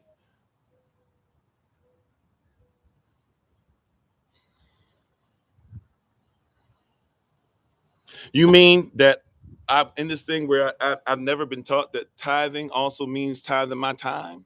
So if I can give Yah 2 hours and 12 minutes of every day, that's 10% of your day. If I give him 2 hours and 12 minutes of every day, then he says, "Be ye holy as I am holy." So if I can give him 2 hours and 12 minutes, and I need to figure out how to give myself 2 hours and 12 minutes, or my family 2 hours and 12 minutes, or this business 2 hours and 12 minutes. You're making bold statements. I'm coming out of this, but you have no works to back up your faith.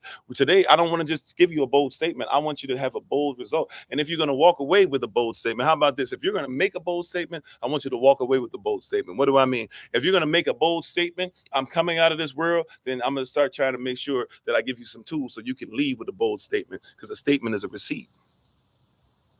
Come on, somebody. Hallelujah. Yeah, somebody said it was stupid earlier, but that's okay. Right? You hear what I'm saying? If you're going to make these bold statements, let's make sure we have some receipts so that when you're walking out here, somebody can say, "Oh, I see that." And even if nobody else can see it at first, see, I might walk around with a receipt in my pocket, right? One of the things that I've taught my son and I've told my family, whenever I go into anywhere, I don't care if I'm getting a stick of gum. I need you to give me a bag. I don't care if I got to pay 5 cents for the bag. I need you to give me a bag, put it in the bag, and I need you to give me a receipt and put the receipt in there too. Because just in case, I don't know if it's 10 miles from here. I don't care if it's as soon as I walk outside. I don't care if I haven't made outside. Just in case somebody tries to say that I did not pay for that gum, I need a receipt in there to make sure that there's a manifestation or there's a statement that shows that the transaction that I said took place. And you are walking around and you're like, hey, I'm carrying gum. And you're sitting up there saying, I don't need a receipt, but you need something that manifests. I'm not saying that you should not have faith to where you believe before you see it. But at some point, believing what I'm seeing and not seeing anything happen, and then now it's 25 years down the road. Yes, there are sometimes you need to have a 25-year faith, but there are some things that are happening because you don't have a 5-day work ethic. Uh-oh. My marriage is till death do us part. And really, technically, we're not going to be physically married in heaven, but my wife and I are going to see each other in heaven again. So we're going to be married forever, right? But some of y'all don't like that, so fine. We'll do what y'all do in church till death do us part. So I need to have a death do us part, right? Faith. But I have to have death do us part works to make what I have faith in be manifested. Because the ultimate manifestation, if it's death do us part, is going to show when death do us part. Kofi was faithful up until he died. So she's gonna outlive me. So once Kofi passed, and my wife is standing there looking at me and saying, you know what, he did exactly what he said. That's right. But that's gonna take a lot of work. But I'm gonna make sure that there's a receipt there. And my son and his children and their children and their children will be able to say, you know what? Pop, grandpa, I don't know what they're gonna call me yet, but grandfather, pop, Abba, Yaya, whatever, he was faithful. That also means though along the way, see, there's some things on your receipt that have to be itemized.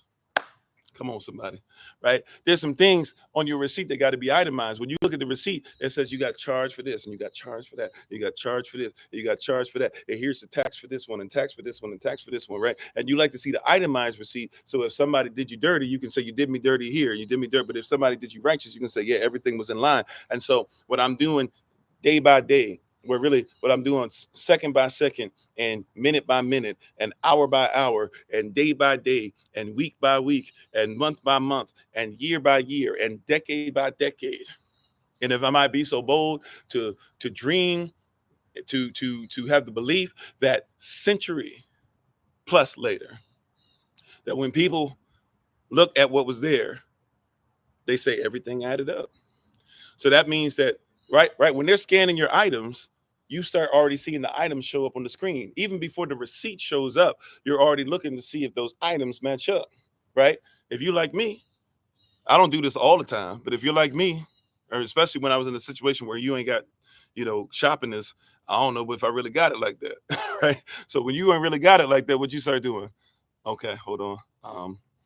Okay, yeah, that was $5. Okay, that was 50 cents. You be counting everything. That all right, that was 25. Oh yeah, you know what? That was 13, or that was 22 cents, I guess, 3 cents tax. That makes sense. You be counting everything, right? And you be looking to make sure so that by the time they go there, before you get the physical receipt, when she says or he says, oh, this will be $125, you say, okay, I can deal with that.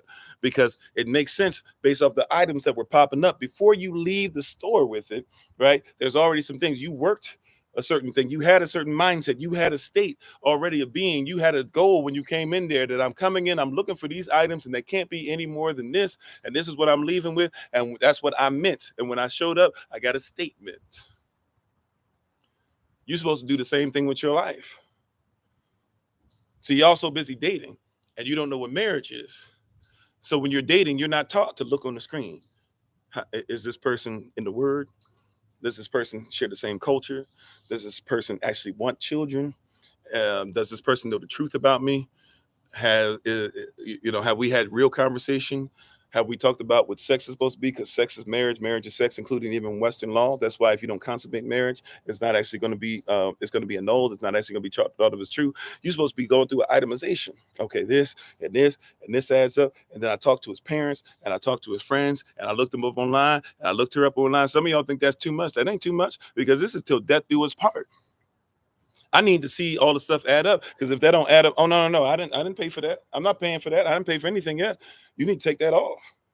I saw that on sale. Matter of fact, you need to walk over there. You need to change that on the screen. You need to make sure because that's what that said.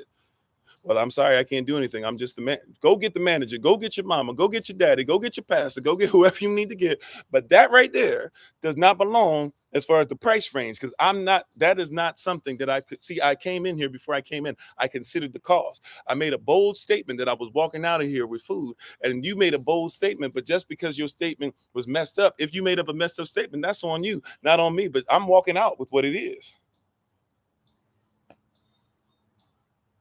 See, people make bold statements and you talking about stuff, and before your receipt shows up, yes, we want to show you how to get a receipt, but even before you pay for something and get the receipt, there's still items that you can see on the screen. Itemization is supposed to be happening right now. How you doing, Cream? How you doing, Cream 81? You see what I'm saying? And so you're going through a lot of stuff and not even considering the cost. Yeah, I only got enough for this. And some of you need to be able to be honest about it. Where I am in my life, I might not be mature enough to handle that right now. I'm sorry, I can't pay for that. It sounds great. It sounds nice. It's something that's wonderful. I like that Coach bag.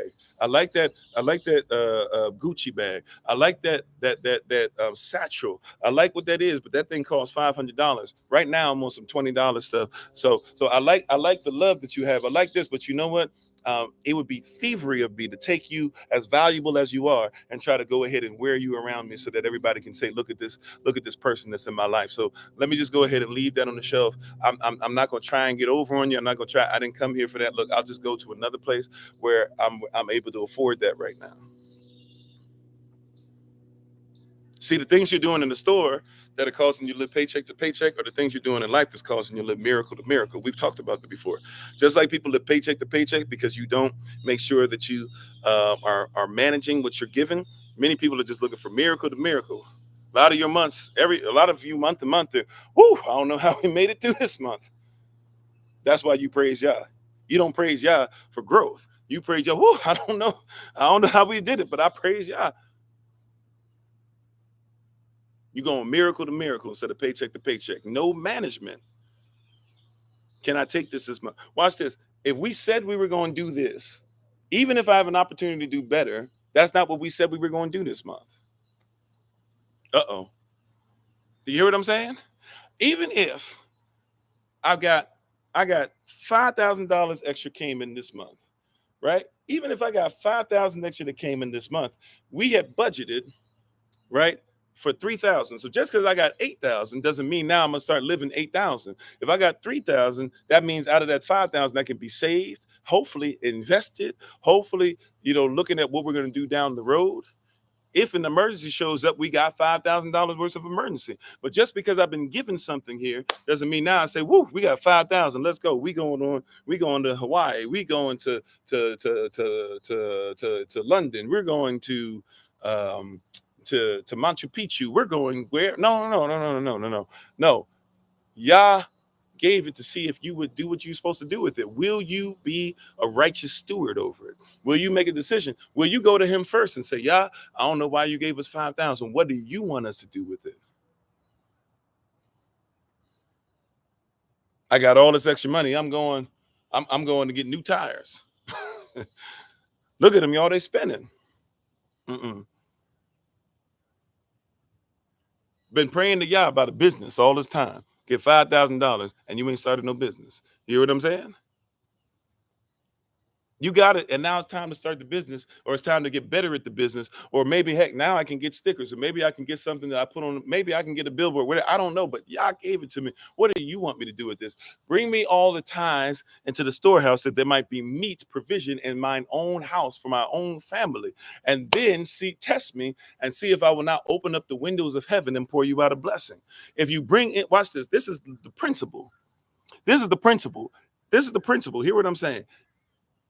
Bring me all you got, all the seed, all the extra food, all the stuff that you dried to be able to make it through seasons, right? All the oils, everything. Bring just 10% of it and save it for your family. And if you do that, what I'm going to do is I'm going to cause it to rain so that everything that you need will be replenished even more than what you gave. Out of 100% of what came out of the ground, give me 10% of it and see if I don't make it rain again where you get 100% again. So by giving me 10%, I give you 190%. Somebody didn't catch that. if it rains and we go ahead and go around the land and say we're going to take up 100% of this and we're going to give 10% of it to the Most High. He says, if you give me 10%, I'll make it rain again. And now you have 190%. And if you're smart, you'll say, okay, out of that second 100% I got, I'll give you 10% again, which means he got 20 and you got 180, which means you got what? He got 10 and you got 90. And then we just keep repeating this thing over and over again, and it's going to bless you. Instead, what happens though is that you say, man, I got 5,000 extra. You know what? This sounds crazy, y'all, but what if we were to play the lottery? And what if we were able to get a bunch of tickets, $5,000 worth of tickets with all these different numbers? We got to hit it. Hey, y'all, I know this sounds crazy. We got 5,000.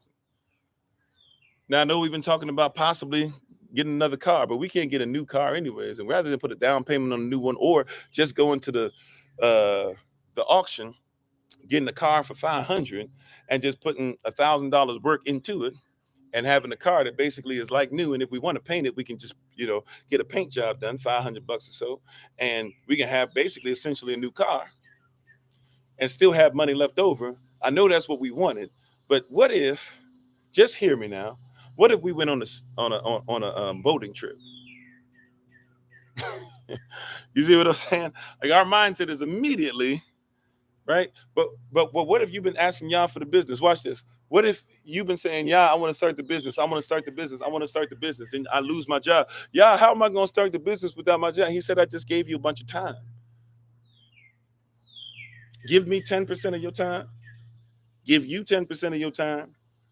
Take 80% of your time and put it towards your family and your business and watch it grow.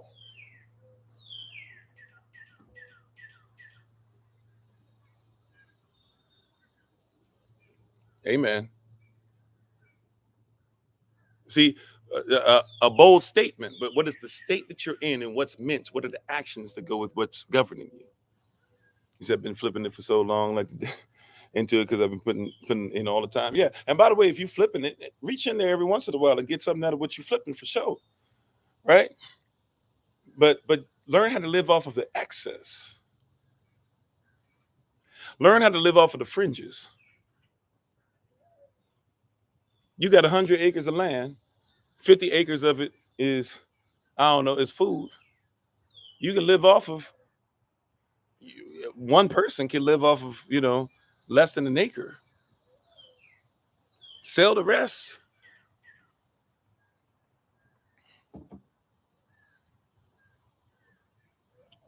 The prophet comes to the woman's house, right? In that 2 Kings chapter 4. Comes to the woman's house. I don't have anything. My children are about to be in indentured servitude real bad. I'm gonna have to let them be in indentured servitude. I don't want them to be in indentured servitude at this end. My husband, he was faithful. He was a priest. He was a Levite. Is anybody gonna help me? What are you gonna do to help me? She's frustrated. I get it. What does the prophet say? He says, what do you want me to do about it? Uh-oh. I mean, I know I'm the prophet. Tell me, what is it that you even want me to do? You can look at this a couple ways. It sounds rude, but you can look at it one of a couple ways. Like, or one of a few ways. What do you want me to do about it? Like, I mean, okay. Or what do you want me to do about it? What is it that you're actually coming to me for? Are you just yelling at me? Or what do you want me to do about it? What do you want me to do about it? Do you have a plan? Do you have a vision that I can touch and agree with? You coming to the prophet asking for him for help, but you didn't come with a vision. You don't want to touch and agree. So what are you coming to me with? And then there's a silence there. And then after the silence, she says, the prophet then says, what do you have in your house? Yeah, they should teach this in school, right? But they don't. He says, what do you have in your house? What do you already have in your house? Bring me all the tithes in the storehouse, that there might be meat in mine house for my family. He said, you're looking everywhere else. Why haven't you thought about what should have been saved in your house? Your husband was a priest. He must have believed in giving y'all 10% and having something for y'all. There got to be something of value in there. Thank you for the love. Appreciate it. There's got to be something in there. You mean in all this stuff y'all's blessed you with, even with him being a Levite, y'all don't have anything? It didn't say you shouldn't have anything to your name. It just says you can't have land. He didn't leave you a car. He didn't leave you a business plan. He didn't leave you a business model. He didn't leave you a bunch of prayers. He didn't leave any books. He didn't leave, like, he got to have had something. Is there anything in your house? You came out declaring that you are the wife of a Levite, meaning that you were one with a Levite. If you have a Levitical blessing on you and he did what he was supposed to do, matter of fact, I'm not saying he didn't. I honor what he did. Well, let's look at what he left. You looking everywhere else, daughter, but you haven't looked in your house. She says, I don't know. I don't really have much in here. She said, except for that she says, I don't know, I don't really have any. You know what? I have a pot of oil. See, it was right there the whole time, but because you were so stressed out, you know, when you're stressed out, you can't even think right. Thank you for the love, appreciate it. Right? You know, when you're stressed out, you'll miss some stuff that's right in front of you. Right? You'll miss some things. Thank you for being part of the community, Sydney. You'll miss some things, some items that are right in your face. You're so anxious and so worried because things aren't moving like the world does. The world is supposed to get this, and I'm supposed to get a paycheck every 9 to 5, every day, or every week, or every other week, or every month, or this and that. And then it doesn't come. And Yah says, just what do you already have? What is it that I told you 25 years ago that you keep saying that what you didn't go to school for? A lot of people don't go to school to become doctors. You know that, right? You just pass a test. A lot of people don't go to school to become lawyers. You just pass a test. Why do you keep saying you can't exercise law? Because you don't have a license. Lawyers don't get licenses. Why do you keep saying you can't be a doctor? Because you don't know how to cure. Doctors don't cure. Doctors practice. They're practitioners. You hear what I'm saying? Like we have the wrong mindset, the wrong state of mind, which means that we don't know what's meant, what the actions are that make up the statement. You're making bold statements, you're making bold declarations, and never seeing any bold manifestation. He says, you're coming to me, but you don't even have a vision. He says, okay, cool, we got the oil in your house. He says, look, this is what I want you to do, not your sons. Here, this is what I want you to do, not anybody else. He says, this is what I want you to do. Right? You came, you asked, you have faith in the man of Yah, you have faith in Yah, you have faith in what your husband did. Here's the works to go with it. Go to your neighbors' homes and make a bold statement. Let me borrow your vessels. Go and make a bold statement. I know everything. Not everything's for everybody. He said, if you want this type of blessing we're talking about today, he said, I want you to go to your neighbor's house. I want you to go to every neighbor's house and start making bold statements. Declare, I need this. I need a vessel. I need something. Give me an empty vessel. Give me the biggest vessels that you have and bring them back to the house. Hey, how you doing, Nikki? I need you to go to all these other people and I need you to make bold statements, right? Based off of what you have in the house. Now, she could have stopped right there. She could have stopped right there, to be honest with you, right? In her flesh. And a lot of us do stop right here because let's just be honest. You're asking me to go and get empty vessels and all you show me is a little pot.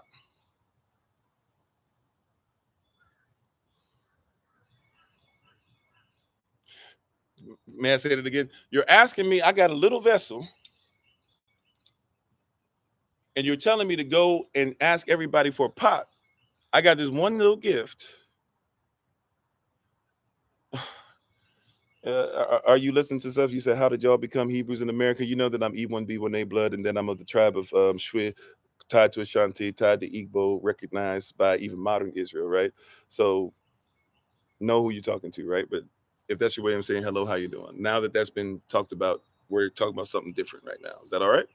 Even if it's not all right, we're going to talk about what we're talking about, right? So and all these different things, you see what I'm saying? Like, go to everybody, and if you're going to make these bold statements, you go out there and make sure that you're asking for something that's bigger than what you have. Because the business idea inside of you, the mindset inside of you, the goal inside of you, the education inside of you, the change inside of you is bigger than what's just in your house. The gift is in your house, but what you're about to do is about to affect others. You've got to start making bold statements or realizing you're about to go to other places. No, once again, look at the bloodline. Go and look at my bloodline, the tribes I literally just described, or really the branches, families, kingdoms, and see if they're recognized even by modern Israelites as far as the proper blood. I even gave you the E1B1A blood, right? So if you need somebody else to go through their prism to tell you that I am who I am, I just told you how to go through them. Other than that, obviously you don't know what you're talking about if you're going to describe that, because you missed even the blood, right? I know what my blood is. I actually know who my people are. You're making the thing that just because I'm, matter of fact, I'm not really even an American, but that's your assumption. So you've assumed something about me. However, have a great day, right? Right. So you have to have something that's bigger, right? Even bigger than what people think about you. This, right? Even the person that's coming on. This person's coming on. See, all I see is the oil. All I see is this one little idea. All I see is this. Like, I'm bigger than that. You think that I'm just talking about something at random? You think that I don't actually teach this in places? You don't think I've actually sat at the foot of what he probably would consider to be more Israelite than me? He would think that a Jew is more Israelite than me. You don't know I've sat at their feet and they taught me these things, and they okayed some of the things before I even knew that I didn't need them to okay it. But that's somebody who only thinking about, see, she had a pot of oil. This brother has a pot of oil in his mindset is very small. Right? Not realizing that your declaration, what Yah's giving you to declare, is a bold statement. It's bigger than this, just that. I wonder if you stop thinking about it's too small, if you would realize how big it really was. Sounds simple, but it's a bold statement. But I want you to think like this, right? If you would stop trying to make what you are so insignificant, maybe you would realize how significant you are.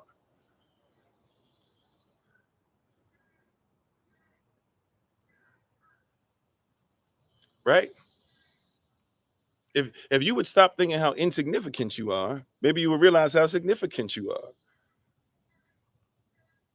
If you would stop thinking, if the person's even on, I know they're probably blocked or whatever now, or probably muted, right? But if you would stop thinking about, hey, you can only be as small as this, or I read in somewhere, if I only go through the prism of this, even if I show you their prism, you can't even look at it, because still in your mind, you don't realize that this thing reaches past Ashkenazi, Khazarian, and dare I say it even reaches past Sephardic, because although you can call me Sephardic, it's still what I'm part of is bigger than that.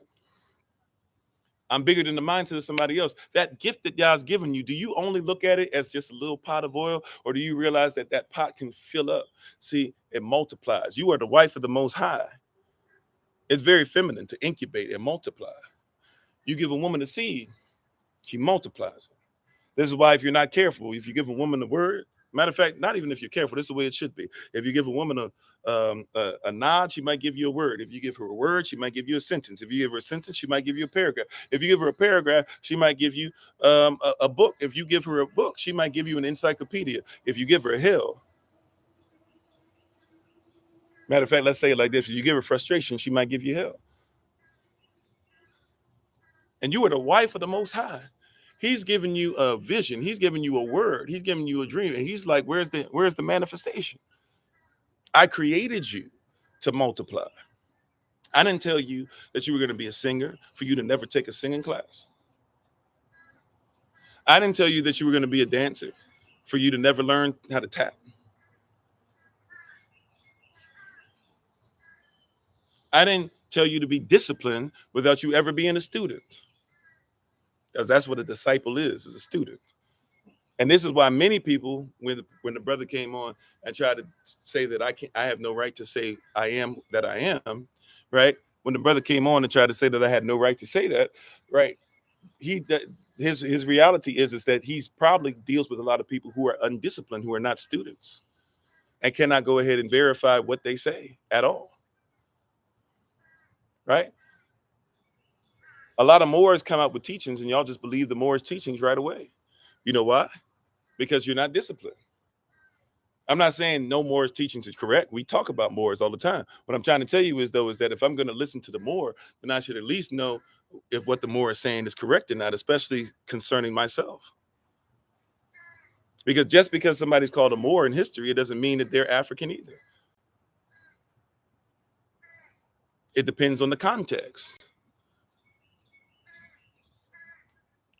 Just because somebody calls himself African American, it doesn't mean that they're African American either. Why? Because you weren't African American to the 1980s, 1970s at the earliest.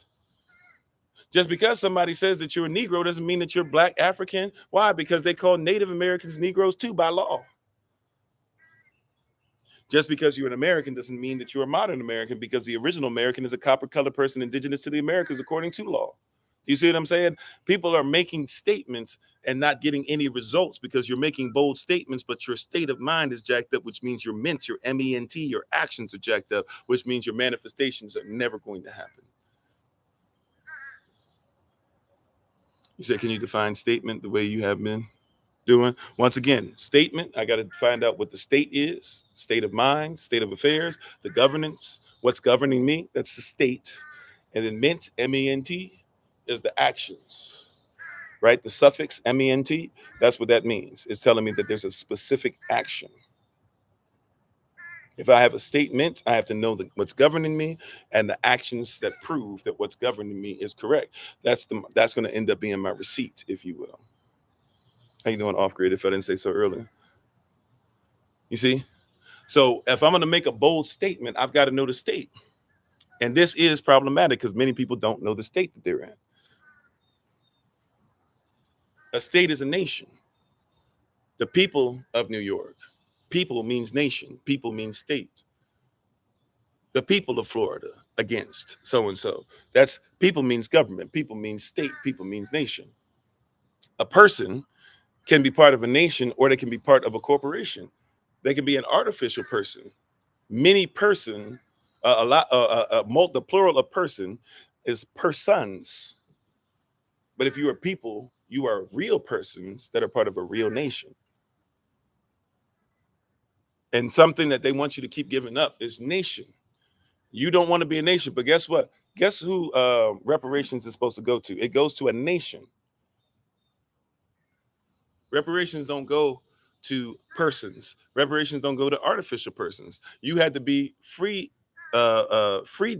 in order to get reparations initially. But you keep talking about being African Americans. African Americans don't deserve reparations because they don't exist. So anything that they give to you as an African American will never be real. It's law. I know you don't like that. I'm not saying you don't deserve it. Hear what I'm saying. You don't know what nation you are. Japan got reparations. They were supposed to be the Axis powers, your enemy, the enemy of the Allied powers. They got reparations. Some of their families still get reparations. Right? Ashkenazi got reparations. Why? Because they're considered to be a nation. Even if you want to say they falsified what makes them a nation, they're considered to be a nation.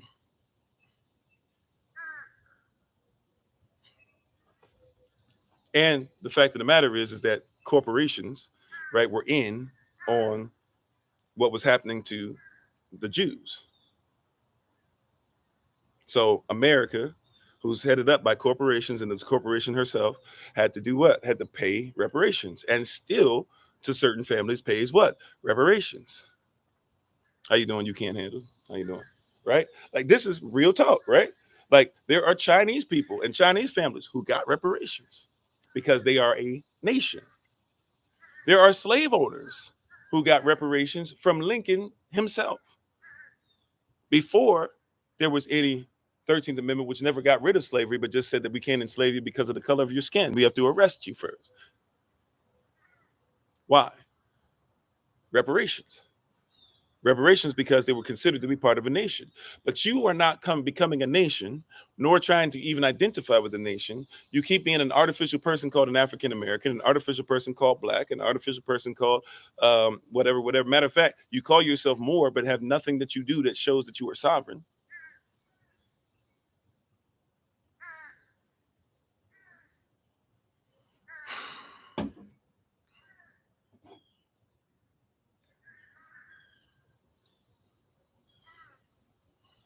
But you keep talking about reparations. See, inward reparations is something you need to start taking thought. Thank you, Jakud. Appreciate it. See, inward reparations, you need some of that. What are inward reparations? You need to start getting to a place where you start making a conscious effort, if you want to use that word, a conscious effort to start ensuring that your nation is being built in your head through a culture. Your cultural prism is messed up. Somebody coming on here talking about you can't be an Israelite. What makes Americans Israelites? I'm not even an American. But see, people are used to people looking or sounding a certain way, and they make an automatic response. See, you think that it's like what we've talked about before. When somebody says hip hop culture, what is hip hop culture? Just because you're the face of something doesn't mean that you are something. Hip hop culture is black culture. You don't own it. How can it be black culture and you don't own it? Because Ice Cube is in front of people scowling? Because he walk like this all the time? He do that? He mean mug? That's hip hop culture. What's Ice Cube doing to make sure that you grow on food? What language is he making sure that he's supporting that's yours? I'm not saying I have a heaven and hell to put him in. I'm trying to ask some certain questions, right? You talking about the black neighborhood, the ghettos, the slums, this and that or whatever. What do you own? Is the gas station yours? Do you drink water from your well, your river, your fountains? Is it your food? If it's not yours, then it's not yours, which means that it's not your nation. You're in debt. You're a slave by definition. And we got to come out of it. It starts with a cultural prism. I make a bold statement unto you, the same one that Yahashua said. I make a bold statement, even if it's in faith, because I'm not 100% where this statement is, but I'm going to speak this statement boldly anyway. And we're going to start looking to see if these items are adding up. And I'm going to start waiting in faith for the receipt to show up. I make a bold statement unto you. Because Yahashua has overcome the world, I too have overcome the world because I am more than a conqueror. I don't know if you want to make that same declaration, but see, if we make that bold statement, that means that we got to start figuring out the state we're in and what are the actions we're going to do. Time for play is over. We were talking about this a little bit yesterday in our ministerial staff meeting and some of the training we were doing and some of the conversation that came up, right? We got to start getting to this place to where we're so busy talking about being single or how do you be single or how do you get prepared for marriage. In our culture, you're supposed to be married to the Most High. If you're married to the Most High, there's not a time in your life that you should ever be single. No, we're probably gonna have some people teach on this for you. Praise Yah, and no problem. And I can't wait until they teach. Right? We'll probably start having them on, and we'll probably put something together. We'll probably have a little board that's up, and we'll let them go, and we'll let y'all talk and have comments in the comment section and all this stuff. But I'm here to tell you, see, in the kingdom, you're never single. Once you became in the kingdom, you haven't been a single a day in your life. At least once you became the wife of the Most High.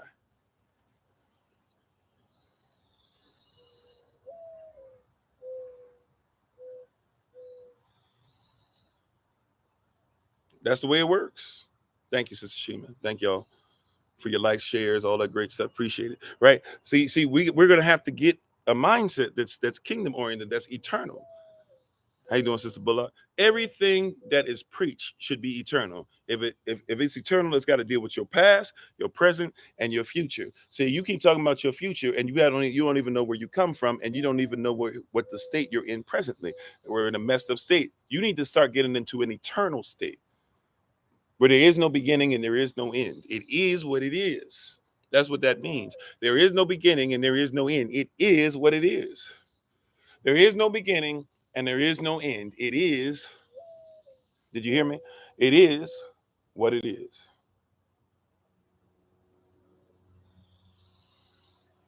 If I'm a spouse, it's because I'm your spouse.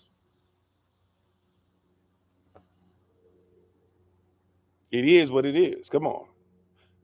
Thanks, babe. It is what it is. How you doing, Carrie? Right? If I am the head and not the tail, I didn't start being the head today. I've always been the head. I might be stepping into what I've always been right now so that I can continue to walk in what I am tomorrow. But it always is the same, even when I back up. It is what it is.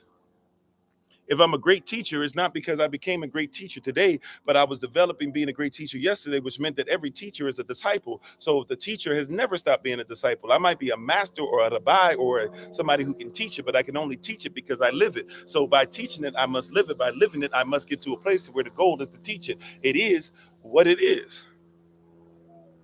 And it's not based off of what you want. Remember, we talked about yesterday. Yah said, I'm sending you pastors after mine own heart. He's not sending you, he didn't say, I'm gonna listen to you for you to vote in your pastor for what makes you feel great, for what makes you feel like whatever you've been given your whole life is something that you feel like since you're accustomed to it, you can come into agreement with it. He said, I'm sending pastors after my heart, my passion, the desires of my heart is what they will carry. It is what it is. If they don't carry what I've always carried and what I am carrying and what I always shall carry. Matter of fact, he doesn't even use the word always all the time. He uses the word always. I don't even need to put an S on it. It's always. It's eternal. It is what it is. And I've got to get to a place to where it is what it is. I don't take a break from it. I'm not saying don't take breaks, but I can't take a break from preaching because it is what it is. My family gets irritated with me sometimes because you ask me a question, I'm gonna end up preaching at you, but I can't help it because it is what it is. When nobody would listen to me, I used to preach to the trees. The trees probably might have got irritated with it. I don't know, but it is what it is. The ants might have got irritated. I would develop sermons that I couldn't even preach because nobody would allow me to get in the pulpit, but I would develop sermons on how the ants were moving and operating. I would watch all types of documentaries. I would go to the zoo and put sermons together. I couldn't help it. It was just in me. It is what it is. He said facts. Right? But I'm just saying it is what it is. I can't help it. I can't help but learn. All day I got to be listening to something. Even if it's something that people say, how are you even going to learn something from that? I've got to be listening to something, getting some kind of information, ciphering through it, asking Yah about it, praying about it, doing all these different things. Why? Because it is what it is. I don't stop like we talked about last night, right? Anybody who's trying to top me from what it is that I'm supposed to be, and you're not going to go through the winter seasons in my life, au revoir. Thank you so much. Au revoir. Thank you so much, but I can't roll with you anymore. It is what it is. I can't move from where I'm called. If something happened to me and I couldn't talk for a little bit, I would still be preaching in my mind. I would still be writing stuff on napkins. I would be typing up whatever I could. I would be sitting up there trying to figure out, can I use the eye thing that what's his face, the great scientist or whatever used. Forgive me, I can't remember his name. Stephen Hawking.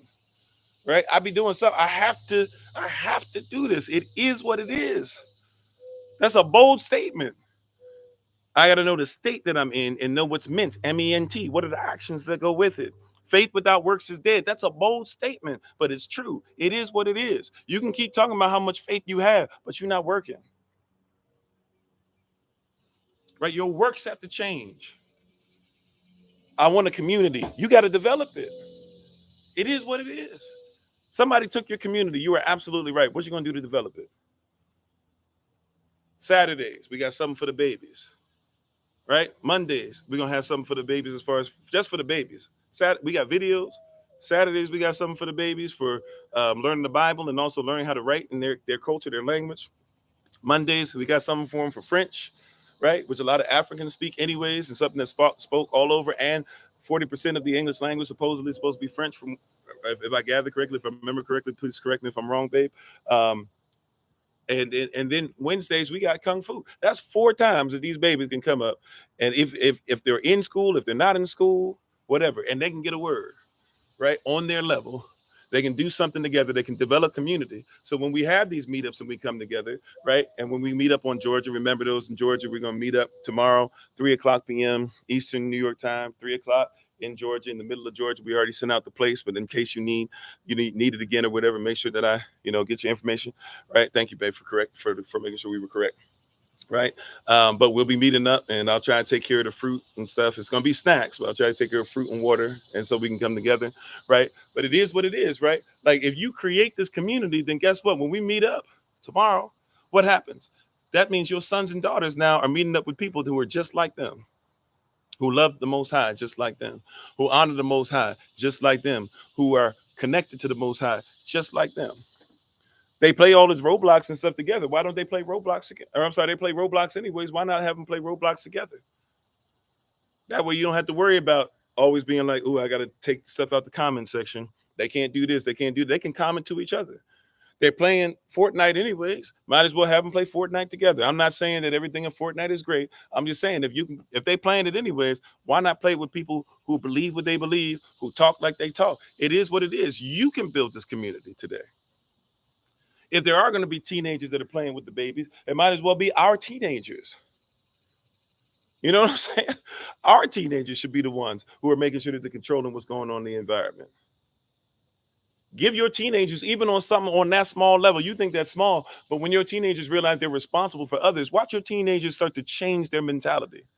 Watch them start saying, ooh, I'm dealing with 8-year-olds. I'm dealing with 11-year-olds. I'm dealing with 4-year-olds. I'm dealing with 5-year-olds, 6-year-olds. You know what? I got to be careful.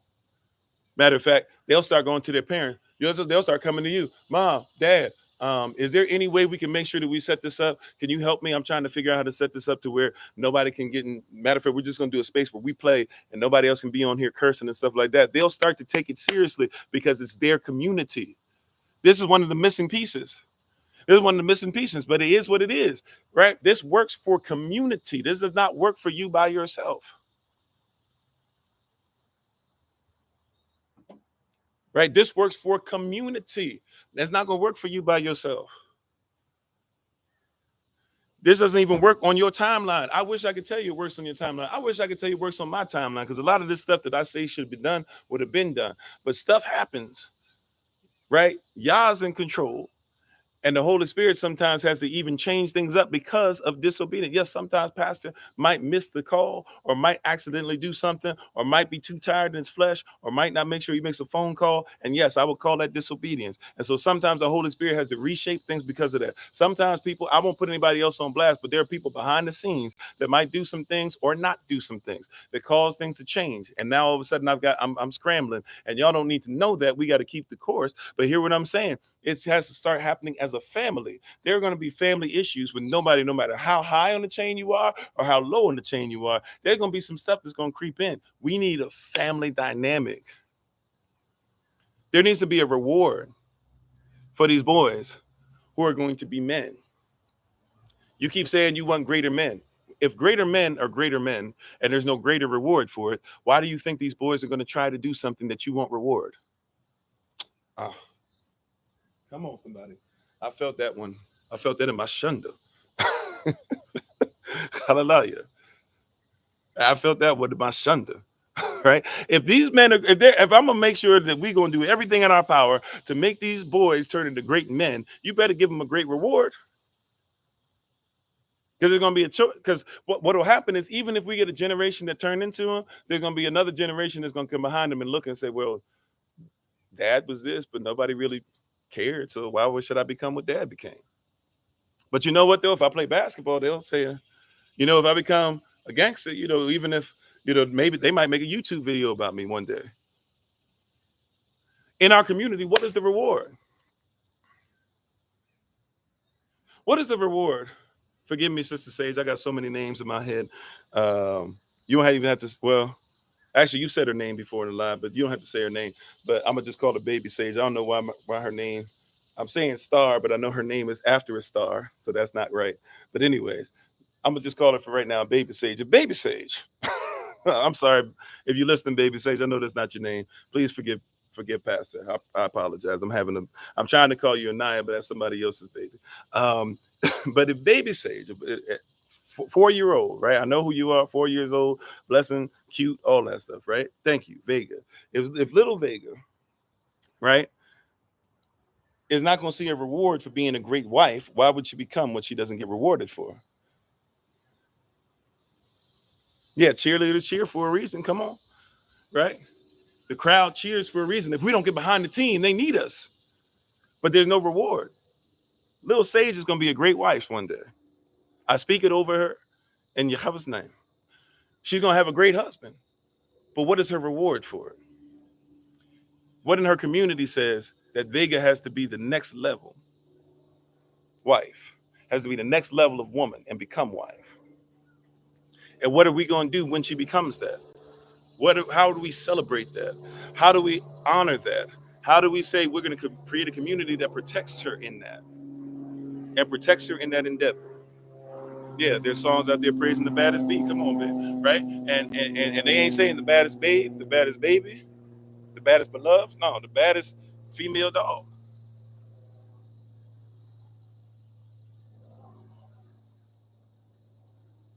Right? There has to be an environment. What's the environment that rewards the woman for not having to be independent? Yes, Willie Lynch helped her to think that she needs to be independent. But what are you doing, brother, to make sure that she is rewarded for not being independent, but she becomes interdependent? Because she ain't supposed to be interdependent with trash. And she's not supposed to be interdependent and scared. And she's not supposed to be interdependent and slapped.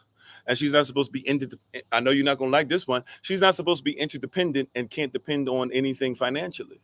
I didn't say everything, even though it would be nice if she could get to that point. But I said she's not supposed to be independent and not be able to get at least some help. And look, you're talking to a brother that at one point basically provided no help. I provided help, but it was nothing close to what my wife was making at the time. I'm just gonna keep it a buck. But I've shown my wife not only can I have your back, but I can 100% do this, and I can even help you to launch the business,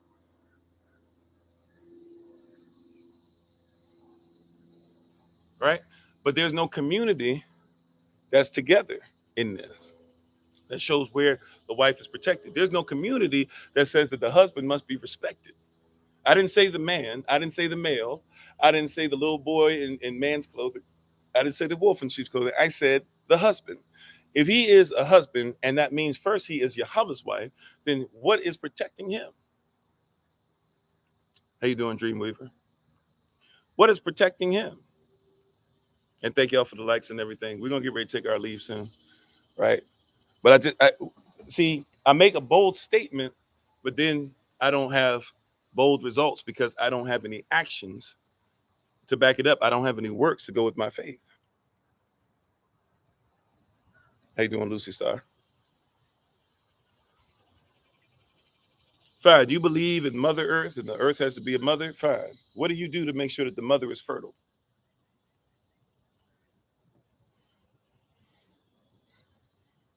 Why do you keep doing things that cause mother not to be able to produce and to produce seed?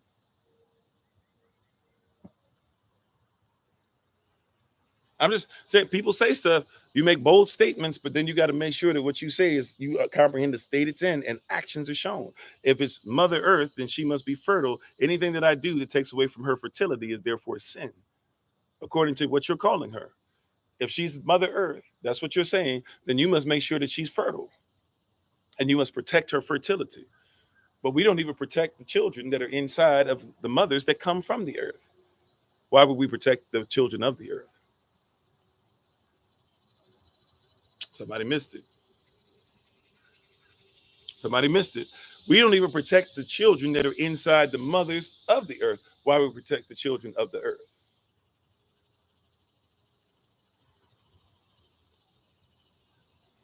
Oh, somebody didn't like that. But that's real. See, don't talk about that you want to be indigenous and all lives matter or black lives matter or indigenous lives matter or we need to protect our women or protect black women or find out what's happened to the missing indigenous women or all these different things or whatever, but you don't even protect what's in her belly.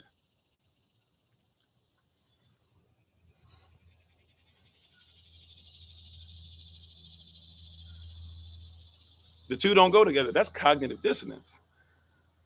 Protect black women, but all women are women. Cognitive dissonance.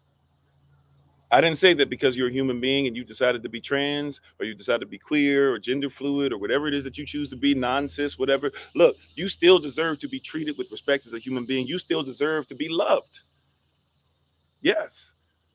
We should still show love, not a certain type of love towards you, but still, we still deserve to give you love as a human being. I'm not here to tell you that you don't deserve it. What I'm telling you, though, is that you can't tell me that you love all people the way they deserve to be, and that you should be loved because of who you are as an individual. And yet, the woman is over here, and you say, well, you as a woman, you should think of me as the exact same as you and disregard who she is. That's basically the same argument as saying, I don't see color.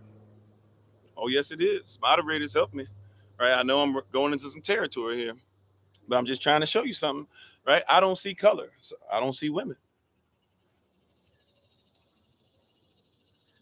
Cognitive dissonance now, because the same person that says, I don't see color is sinful is the same person that says, I don't see women as women is all right. And I'm not speaking on behalf of the patriarchy. I'm speaking on behalf of many women who are out here who say, I don't like that. What do we do with that? Do we just ignore them and now we say they're wrong?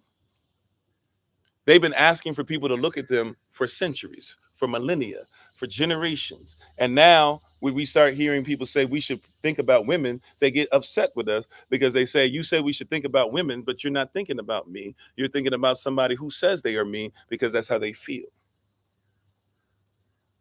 And then when they say, I don't feel right about it, you come at them again and say how wrong they are. Why? Because it's the patriarchy that leads that group. You don't want to hear that, but that's real. I'm making a bold statement, but I'm going to make sure I show you the state of mind and what is meant, the actions that they're bringing with that. Isn't that a bold statement to tell a woman that if she doesn't agree with you thinking that you are the same as her, even if you are physiologically not, isn't that a bold statement to look her in the eye and tell her that she is the bigot? And to tell her that, especially if she's a black woman, that she should comprehend what you're going through the same, because you as a male are going through the same thing that she's going through as a black woman in America, and therefore you are a bigot. You're just as bad as a racist. Some would even say you're just as bad as Hitler. I didn't say all. I said some. How you doing, Miss Q? How you doing, Amy? How you doing, Liz? How you doing, pretty butterfly me? I'm just saying, right? But that same person, hey, I'm with you though. Women's rights.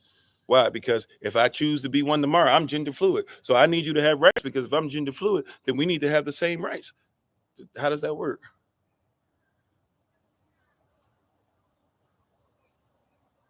You're not equal to her. By the way, no two women are equal anyways. Equality is a myth.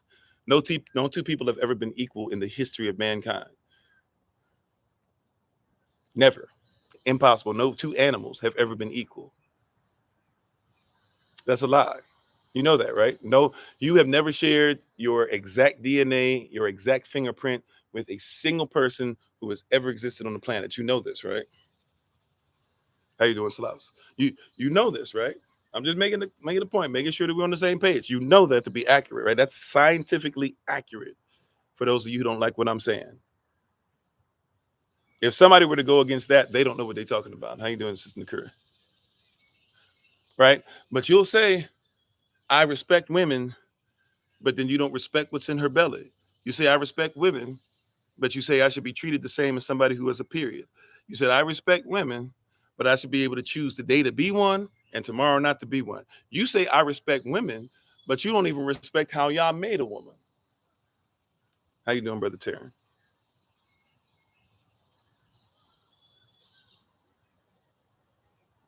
If that's what you believe, the voice in your head is only you. But that's not even if you take the most high out of the equation, I would suggest that you probably had somebody talk to you before, which means that you carry other things in your head besides you. But to each their own on that, right? How you doing, Tahiti? How you doing, 0913 lady? You said it's these comparisons that allow me to believe I have the right to civilize, colonize, stigmatize. Yeah. And by the way, all it is somebody coming up on top and saying, hey, this is what my belief is. And so all of your beliefs must come into it. Watch this. Has integration ever happened? Let's just ask a question. Has integration ever happened? That's a trick question. It might be yes, it might be no is the answer, but I get it. This is actually a trick question, but I want you to think different. Has integration ever really happened? Think now. Think about it.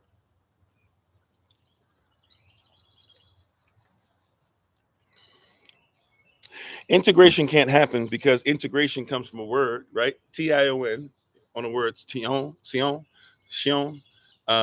It's Latin, out of Latin languages, and it means that it's a noun, a person, place, a thing.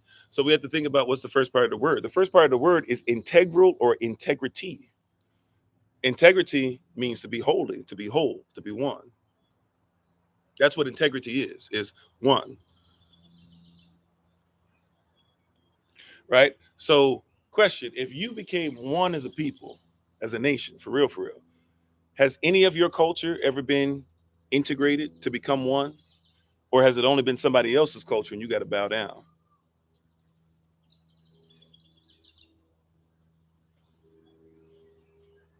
Right? If you trolling, you got to be better than that. That's you know, I guess I applaud that. You got to be a little better than that. How you doing, Vargas? You said no integration. What took place is synthesis. The Overton window brought us closer to the same ideas. That, or you can call it Stockholm syndrome. Going along the same process you're talking about. We can call it Willie Lynch syndrome, right? But integration never happened because in order for integration to happen, two must become one. And your culture is always on the back burner. Your culture is always on the floor. Your belief system is always something that's not relative. Matter of fact, even our own people, if we've seen a couple times today, first thing they're going to do is say, you got to look through their prism and tell me how do they agree with what you're saying, and then maybe we can have conversation. How you doing, Jose? You see, integration does not happen. Integration means that two become one. You were never integrated. You were captured, you were captivated, you were colonized, you were enslaved, you were mentally enslaved, you were imprisoned, right? Matter of fact, those of you who have gotten up to be higher, you have to live the same way as everybody else does. Where's your suit? Where's your tie?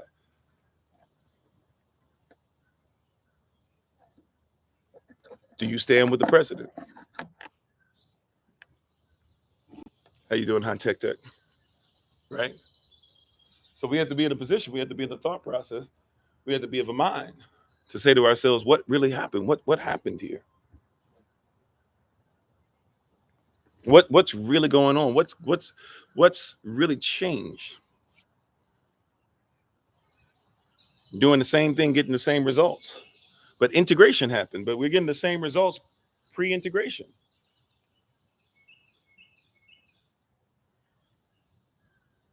We're getting the same results. 13th Amendment didn't say slavery went away. 13th Amendment says we just got to arrest you first. 14th Amendment said we don't want you to be a nation freedman. 14th Amendment says that once you're born on what we now have taken back from you, and we say that it's American soil, now once you're born in American soil, you have to be an American.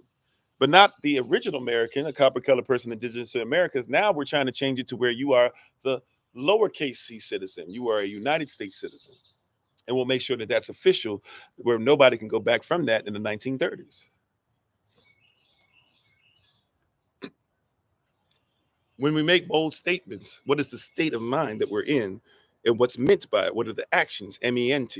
If you want to talk about the MEANT, then we can talk about the interpretation for sure. We're talking about that now, but we don't even know what actions are being governed, right? Your ment, MENT, is being governed by your state.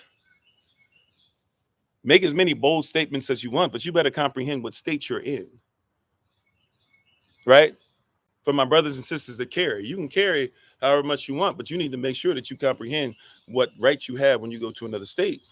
There are some states that have laws where like you can carry a gun there, and they'll say that means that you can carry guns in other states, and states that agree that, hey, yeah, if you got license here, you can be licensed here and licensed here and licensed here. But still, we have different laws when you come over here, and you're still responsible for what you're bringing from one state to another.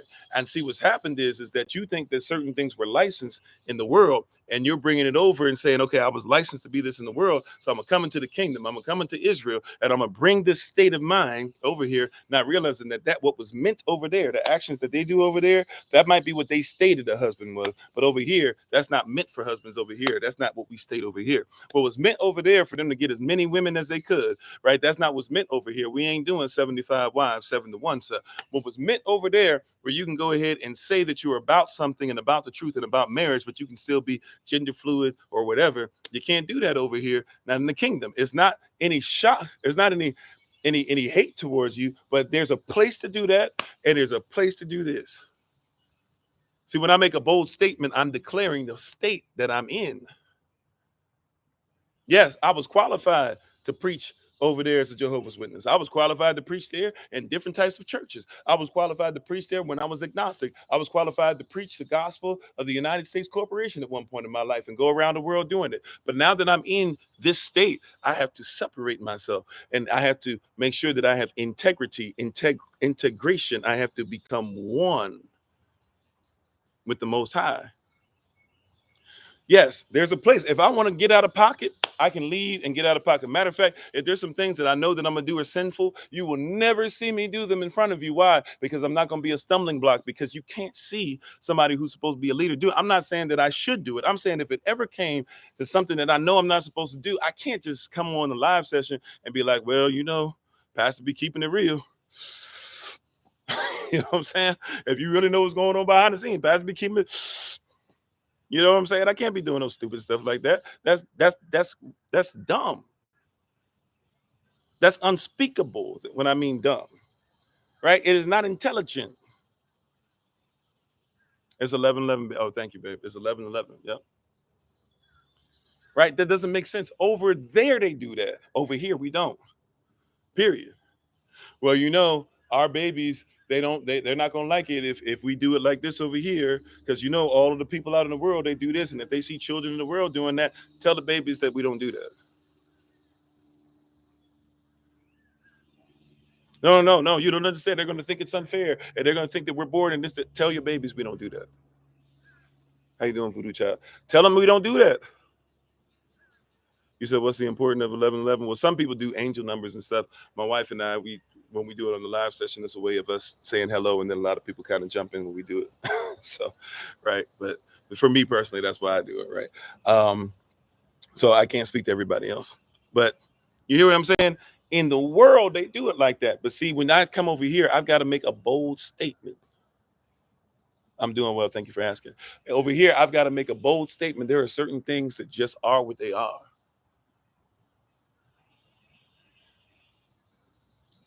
They just are what they are. Period. Like we said earlier, it is what it is. How you doing, King? King Joe. Thanks for being part of the community. It is what it is. There are certain things that it is what it look. My son, he has the right to ask his father many different questions. Father, why did we do this? Dad, why did we do this? Well, I don't comprehend this. Well, why are you doing this? Why won't you let me do this? But sometimes the answer is, son, because I said so. And he might not comprehend it. There's sometimes where the answer is, I said so. It is what it is. And he might not like the answer. I'm not saying he likes it. But there are times where, son, as much as I love you, as much as I care for you, as much as I want to see you go to the next level, there are some things to where it might not be your time to know, or it might not be where it's expedient for you to know, right? But I just need you to comprehend in faith that what daddy says is righteous. Sometimes, son, I know you don't like what mama said, and you come to me and you're looking for me and you're saying, Dad, can I do this? And I say, I know that mama says that you're not supposed to do that, and you don't like it because you don't comprehend why mama's not saying it. May I be honest with you, son? Sometimes I don't even know why mama said she don't want you to do it either. But the two are one. And if she says it, I have enough trust in her because of what's been built up in faith and works that we've developed together, to where if mama says don't do it, we ain't gonna do it. And later on, mama can let us both know. Maybe she'll let me know first or let you know first. I don't even care who she lets know. But if mama's saying no, there must be a reason behind it. And I don't necessarily need to go ahead and ask her why, because I submit unto her, she submits unto me. And I know some brothers can't take that at all. Y'all heard that a man should submit, even though that's what your Bible says. You submit yourselves one to another. I know some of y'all, I lost you right there. How you doing, Ray Ray? I know some of y'all got upset with that. I could feel it in my spirit. Some of y'all felt like I was giving y'all shots. I could feel it in my spirit. But it's the truth. It's in your Bible. It's in your word. How you doing, Paul? It is.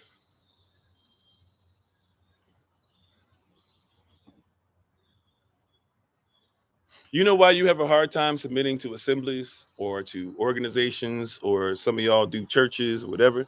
You know why you have such a hard time doing that? Right? Because the organization, the assembly, the camp, right? The Qadisham is feminine. It is the wife. Israel is the wife, and you don't like submitting to Israel because you don't like submitting to a wife. Salah, Salah, Salah.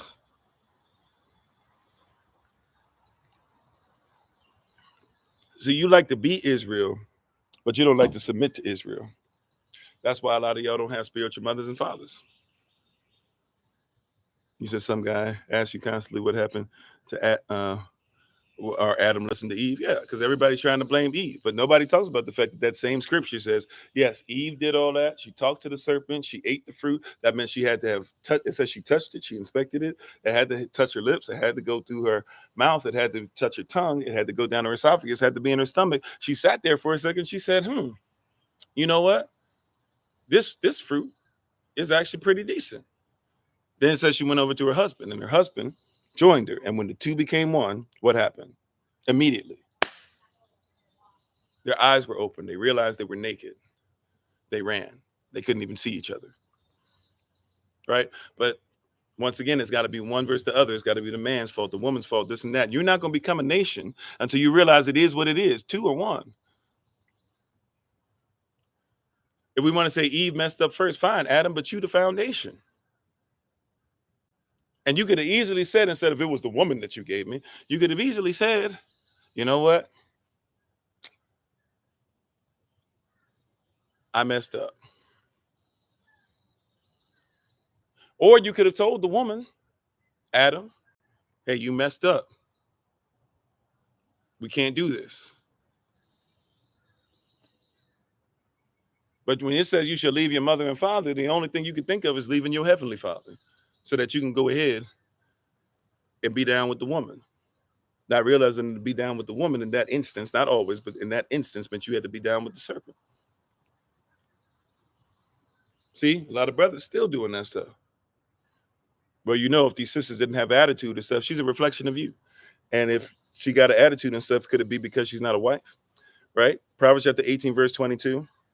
He who findeth a wife, I'll say it the way y'all say it. He who findeth a wife findeth a good thing and obtaineth favor from the Lord. Right? But what does the verse say before it? Proverbs 18:21. Death and life is in the power of the tongue, and those that love it will eat the fruit thereof. So if I put the two verses together, he who finds a wife finds somebody who can speak death and life, and speaks death over certain things that I need to be off in my life, but speaks life over other things that I need to be uplifted in my life. And therefore, because she can do this, she has become somebody who is able to obtain favor from the Lord, which means if I become one with her, I will obtain favor from the Lord. But when you get with your wife, you don't even be thinking, how does she walk? How does she talk? Or no, you don't be thinking, how does she talk? How does she speak life? What do we be looking for first? Them hips. What are we looking for first? Them curves, that bust size, the areolas, the vajayjay. What's she working with? Is she a freak? Is this too much? We got babies on. This might be too much. But I'm just saying, he don't be looking for eyelashes and stuff. That's something y'all be thinking. But, you know, that makeup a little bit. If she got real hair sometimes. If she's athletic, you know, maybe you're trying to have a child that's going to play in the NBA or the NFL. Maybe because she cook, because she clean. Nowhere in there, what's her tongue like? And not perverted. What's her tongue like? The tongue is attached to a body. The body is a nation. You said a fighter, right? See, so he's not even looking to see how she speaks. What governs her? What is the statements that come out of her mouth? Everything that she declares. See, watch this.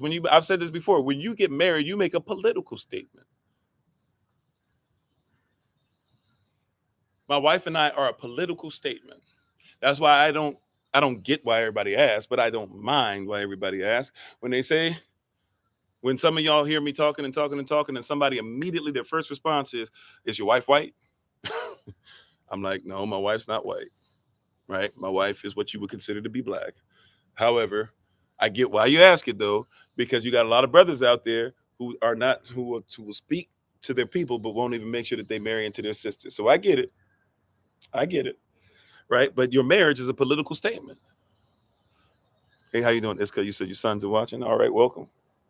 Right? but you're making a political statement. Whoever you're married to, that's what you believe. I know you don't think like that because you don't think belief matters. Whoever you're married to, you believe what they believe. You're supposed to share culture. May I say something that might be sacrilegious after what I just said? I don't even care if you white and you black and you get married. Don't really care, right? My parents, even though my mom was not really white, but she was, she passed. But I come from that, believe it or not. I got my father's color.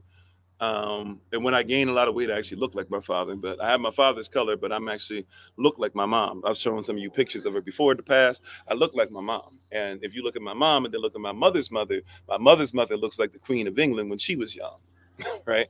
My mother's mother's Jamaican, but some stuff happened to her family once they came over from West Africa, right? So my mother's mother carries, some stuff or whatever, right? So I'm a product of families that didn't get along because of color of skin. It was more colorism than what you might call racism, but racism covers colorism, so to speak. You know what I'm saying? Anyways, so in all that being said, though, I don't really care if your mama white or if your daddy black. Or they light skin, dark skin, right? If you red bone, ebony, mahogany, I don't even know all the names y'all got for them, cherry, whatever, right? Chocolate, dark chocolate, whatever y'all call people. I don't really care about that. I care about the culture. I know that sounds sacrilegious, but I care about the culture. See, not all Israel is Israel. And so not everybody who's dark skinned, don't get to the position where in your mind somebody's darker, so that means they're more holy. Just like they used to say somebody was yeah, I didn't know what else to say, cherry, whatever. I've heard people say all types of wild stuff, right? Right, but I'm just saying, somebody's like they used to say you were fair skinned. What did fair skin mean? They were trying to say that because you were lighter, you were fair, you were a better person. No, right? But we doing the same stuff sometimes where we're now making some of our own people feel like they're worse because they're light skinned, right? If there was an Israelite woman back in the day, back in biblical times, if there was an Israelite woman who would have been overtaken by a man that was not an Israelite, and she had a child, would we blame her child for being mixed, or would we love that child and help the mother to get past what happened to her? Oh, I'm making a bold statement. See, because your mind is messed up. You've had people who literally, Deuteronomy 28, which we talk about so much, it tells you that that was going to happen to your women. Come on, 7-1 brothers. Your women got messed over. Deuteronomy 28 tells you that they're going to get messed over. Before it talks about them putting on ships, it tells you that they're going to be messed over, that other people are going to be taking your wives.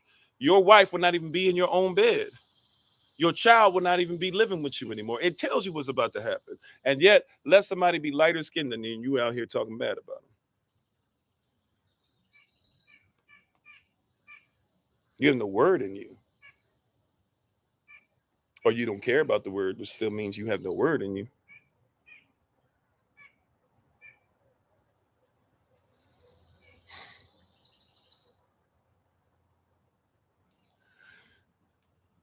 When we make these bold statements, we got to know the state of mind we're in. How you doing, Virtuous Enterprise? When we make these bold statements, we have to know about the state of mind we're in. We're not in the right state of mind. Do you hear what I'm saying? We need each other. We don't got time to talk about who's more or less. That's what they were doing with the Samaritans. And even Yeshua said, well, look, if the Samaritans do what they're supposed to do, I'll heal their daughters. I'll have them preach a word.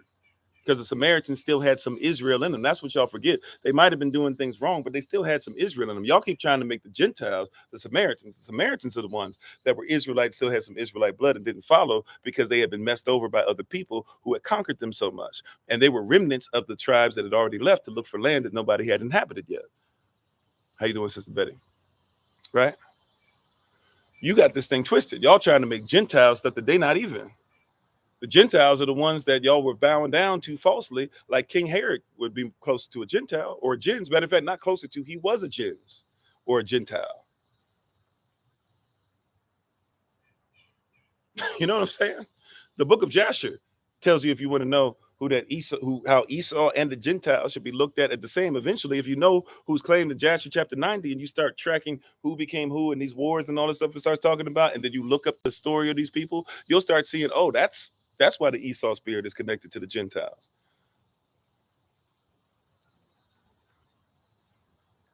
And you realize we were dealing with that Esau spirit when we were coming into Canaan. And in the wilderness, we were against it. It didn't just stop. It'll tell you who Esau, the Edomites, who they finally got conquered by the Canaanites. And the Canaanites who ended up losing to us, but separated and started going other directions when you study the genealogy, not just in the 66 books. This is Joshua chapter 90. We talked about this before. We talked about this in one of our evening sessions somewhat recently. There, come on, Brother Vargas. That's exactly what I'm talking about, right? Chittim and Esau are one. And you can't talk about Chittim without realizing Chittim basically at that time is basically saying Canaan. Now, not all of Canaan, but it's saying Canaan. As we know about who mixed with who, et cetera, et cetera. My big brother Vargas always be laying it down, right? I'm just saying, if you know who these people are, right? But you're trying your best now, you're getting false doctrine. But it is what it is. You got to know what an Israelite is to know what it is. You got to know who Esau is to know what it is. You got to know Second Esther chapter 6 verse 9, sorry, I'm about to call you Brother Esau, forgive me. Brother Vargas, please hold me accountable. Or anybody really, but I know Vargas be on his stuff. Second Esther chapter 6 verse 9, I believe.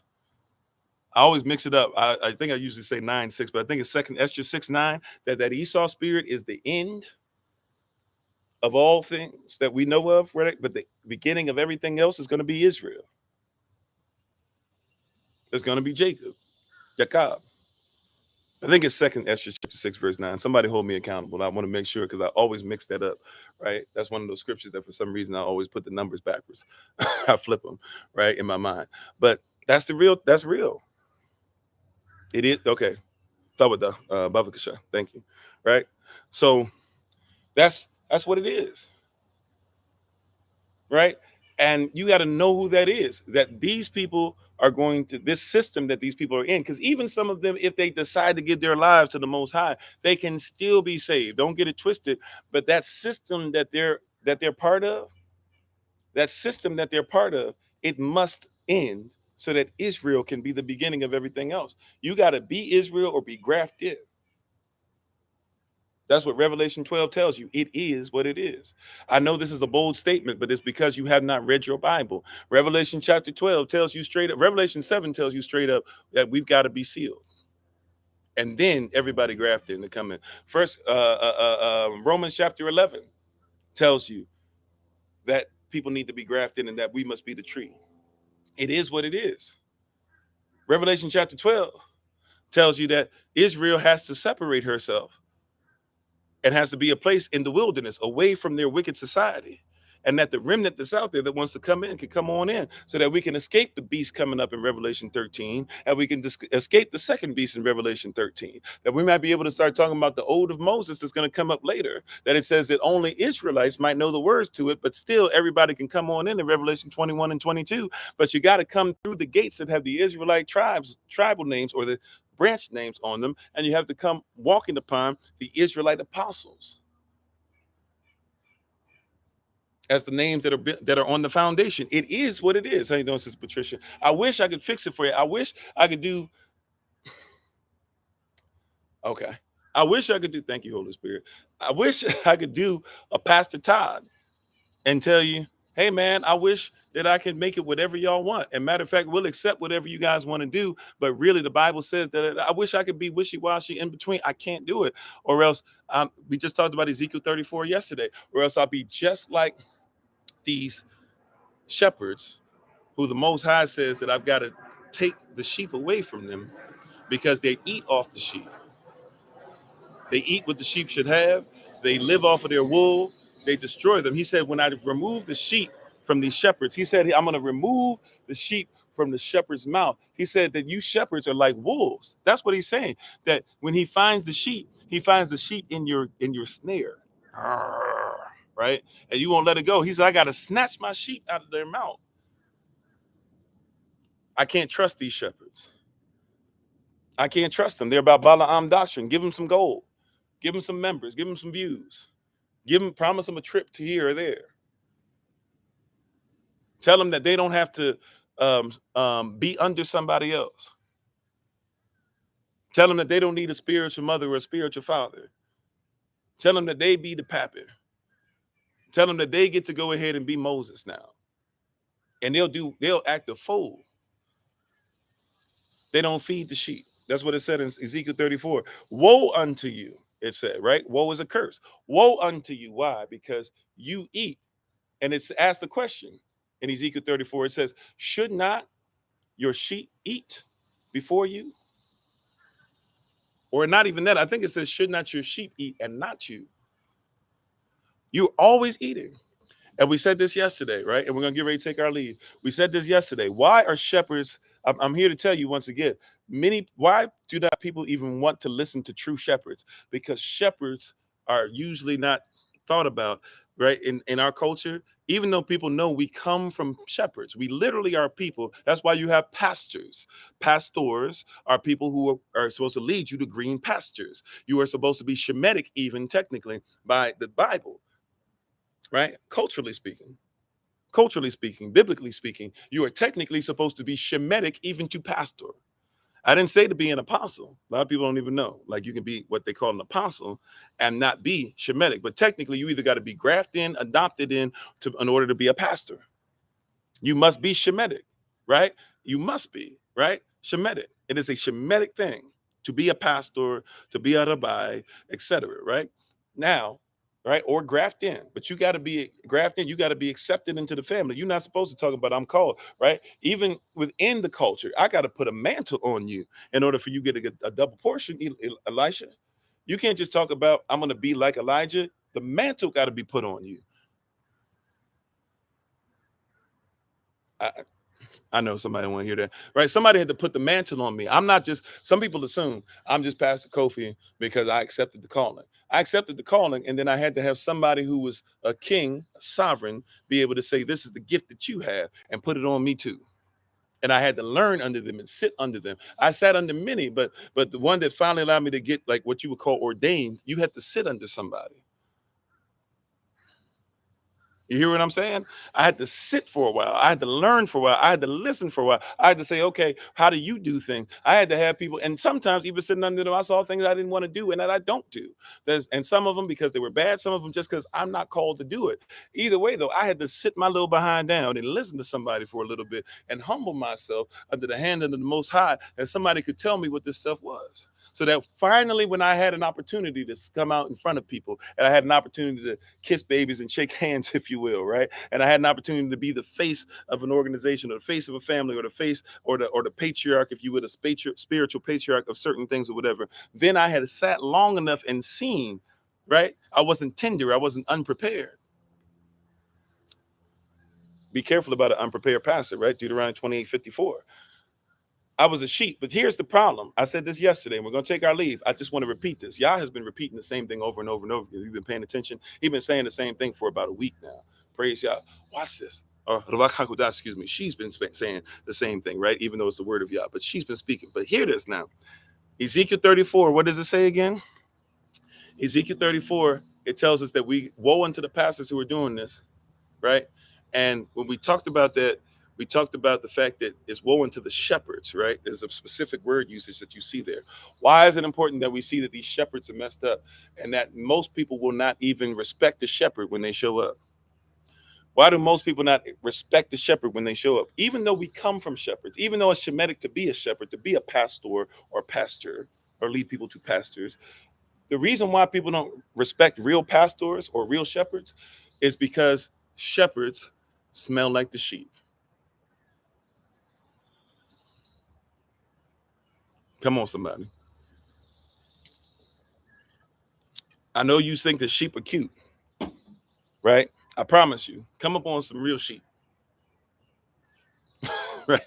Come up on some real sheep, right? Not the little, and look, the sheep at the zoo be smelling and stuff too, and the sheep at the petting zoos be smelling. I'm trying to tell you, if you live around some sheep for a couple weeks and be on the road and you don't get to take a shower, they don't get bathed or nothing, y'all just out there. I'm trying to tell you, That's some funk that you ain't never experienced before.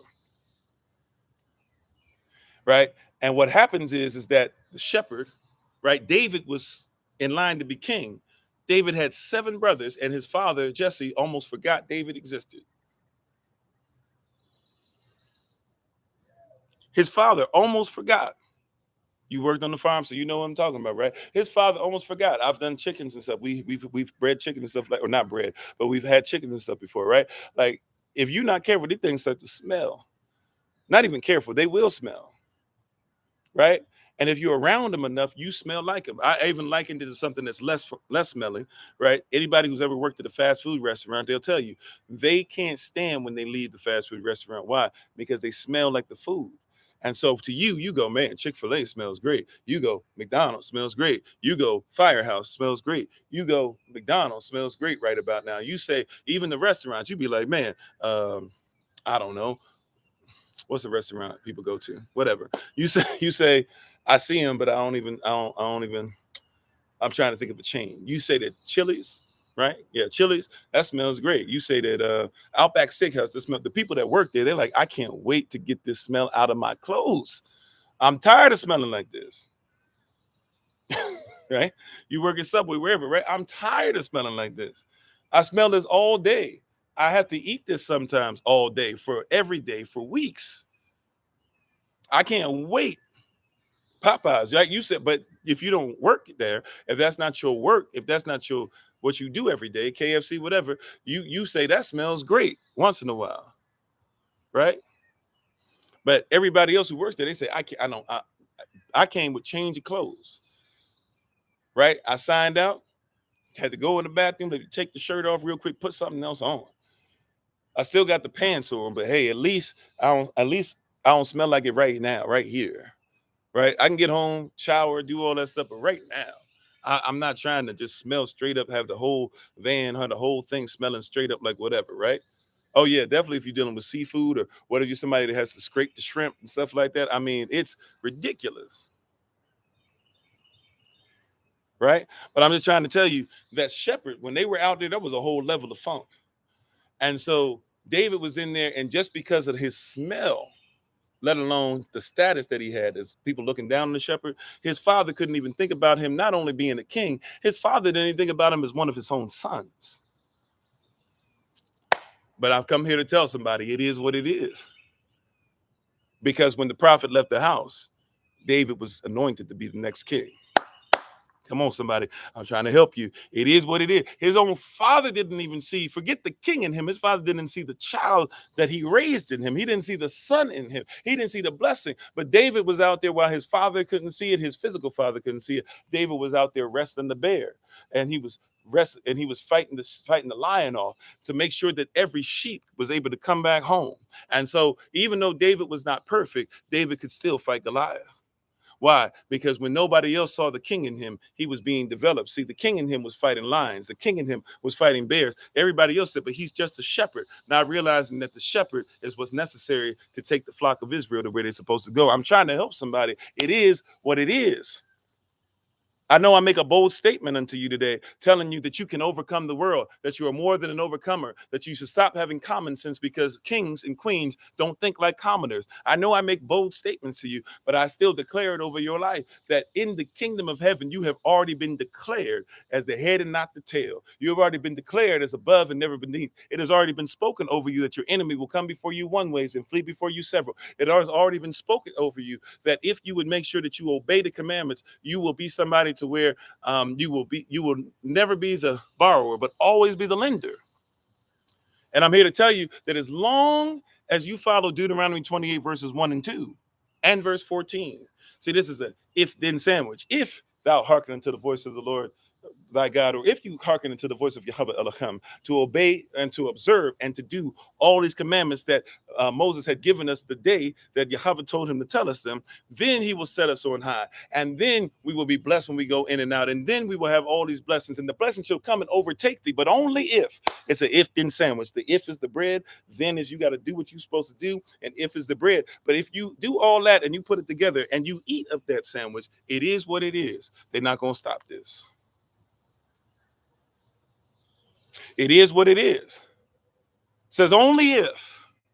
It is what it is. I wish I could tell you you could do whatever you want, but I'm here to tell you if you would remain steadfast and diligent, unmovable, always abounding, when you can't stand anymore, keep on standing. Trust in Yahweh. Trust in the promise of Yahshua's blood. Trust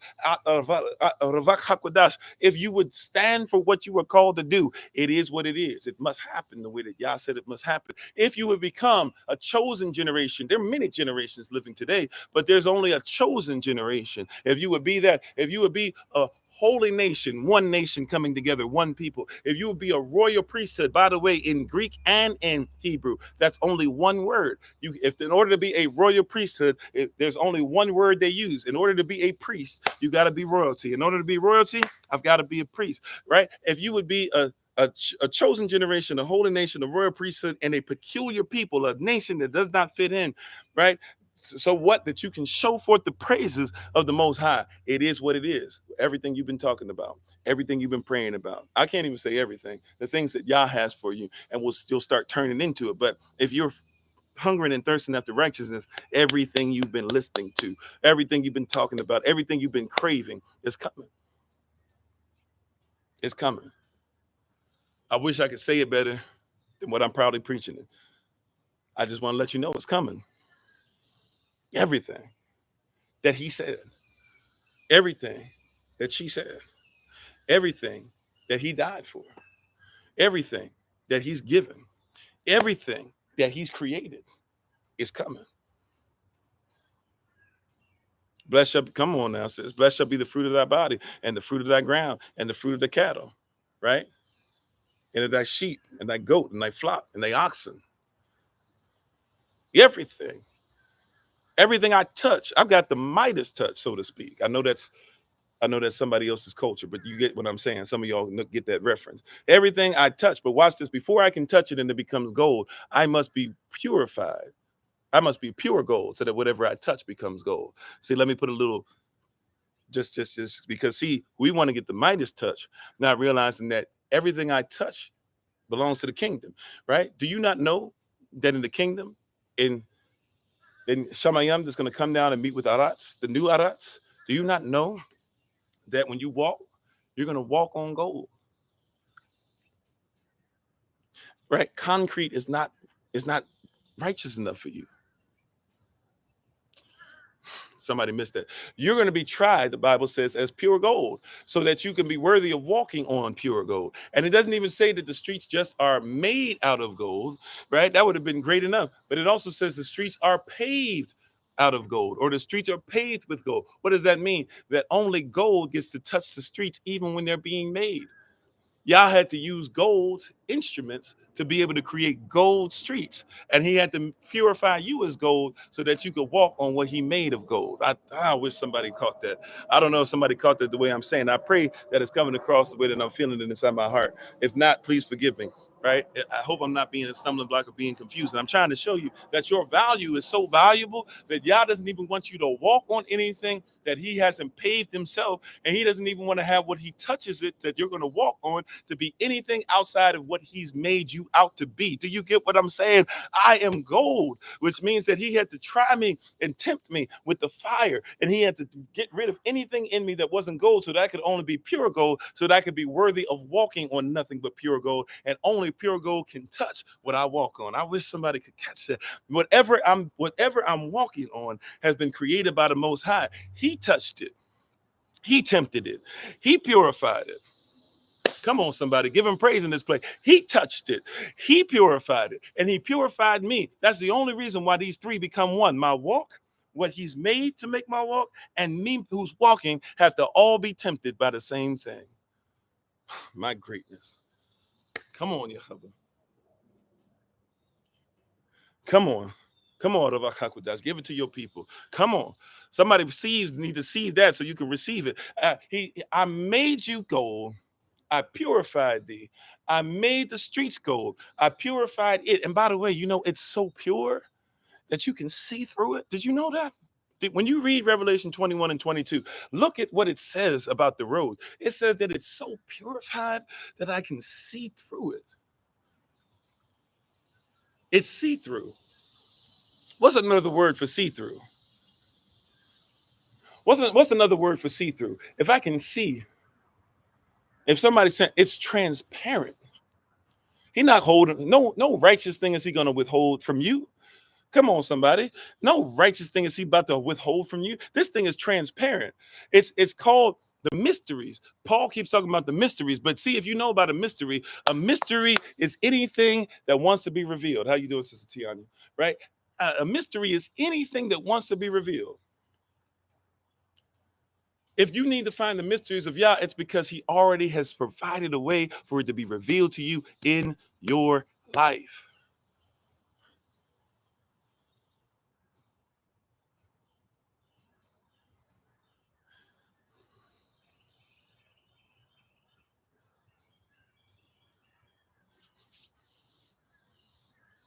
And then don't get into the foundations, the walls, and how many precious stones and how those precious stones are so well made, right? And they're so pure that you'll be able to see through these as well. Now, it doesn't make sense. Can I tell you? See, this is when you got to get to a place where your faith, it goes past what man says. You got to make a bold statement. You're going to have something happen that no man has ever seen before. Because guess what?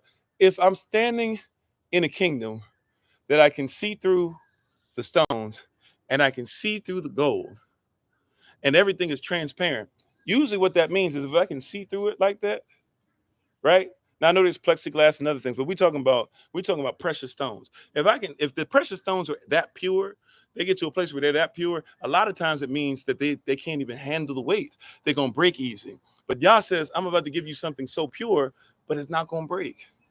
It's weak, but it's not gonna break. Oh my greatness! I wish somebody comprehended what I'm saying. See, the Bible says this. It says that the woman, the wife, is the weaker vessel. But the word weak there, it actually means she's more precious. She's more valuable. She's more precious.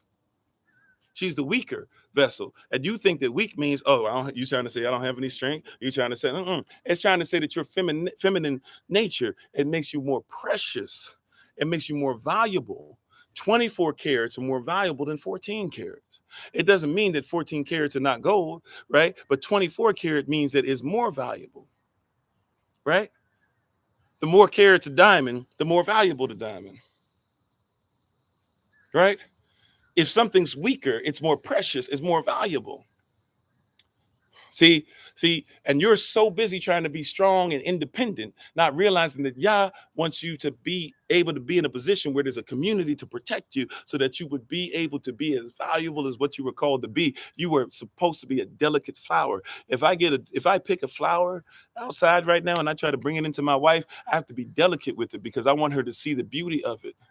Matter of fact, if I know I pick a flower and I'm miles away from the house, I've done this before. I've taken a picture of the flower, knowing that because it's delicate, it might not make it there. So she'll still see the effort I put in, but she'll get the picture that says, babe, when I picked this flower initially, this is the delicacy of it. This is the value of it. If you had seen it before I picked it, if you saw it when it was picked in my hand, you would know what it really was. So just because you're seeing it now, I want you to know this is the delicacy. And I tried to be as delicate as possible. And maybe I can get it to where and she can still see it. But I want to make sure that she sees the delicacy of it because there's value in it. Oh, come on, somebody. Because there's value in it. Thank y'all for the love. Appreciate it. There's value in it. There's value in it. I am the wife of Yehovah. I am precious. I am weak. And when I am weak, what does my husband say?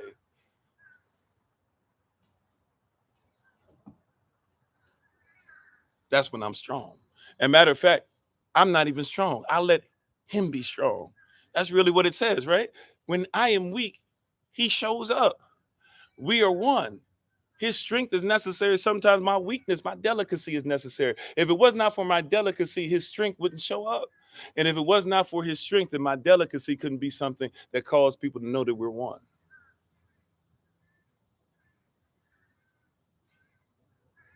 When he even said in Revelation chapter 3, I don't know if it's verse 7 or verse 8. He said, I'm the one that's holy, I'm the one that's true, I'm the one that holds the key of David. And what does he say right after that? What does he say right after that? He says, therefore, hallelujah. He says, and I'm the one that holds the key of David. And he says, therefore, he says, I'll open doors. I might be getting my verses mixed up, forgive me. But he says, I open doors and no man can shut. I shut doors and no man can open. And he says, don't worry about it because you only have a little strength. He said, baby, don't worry about it. I got you. You only got a little bit.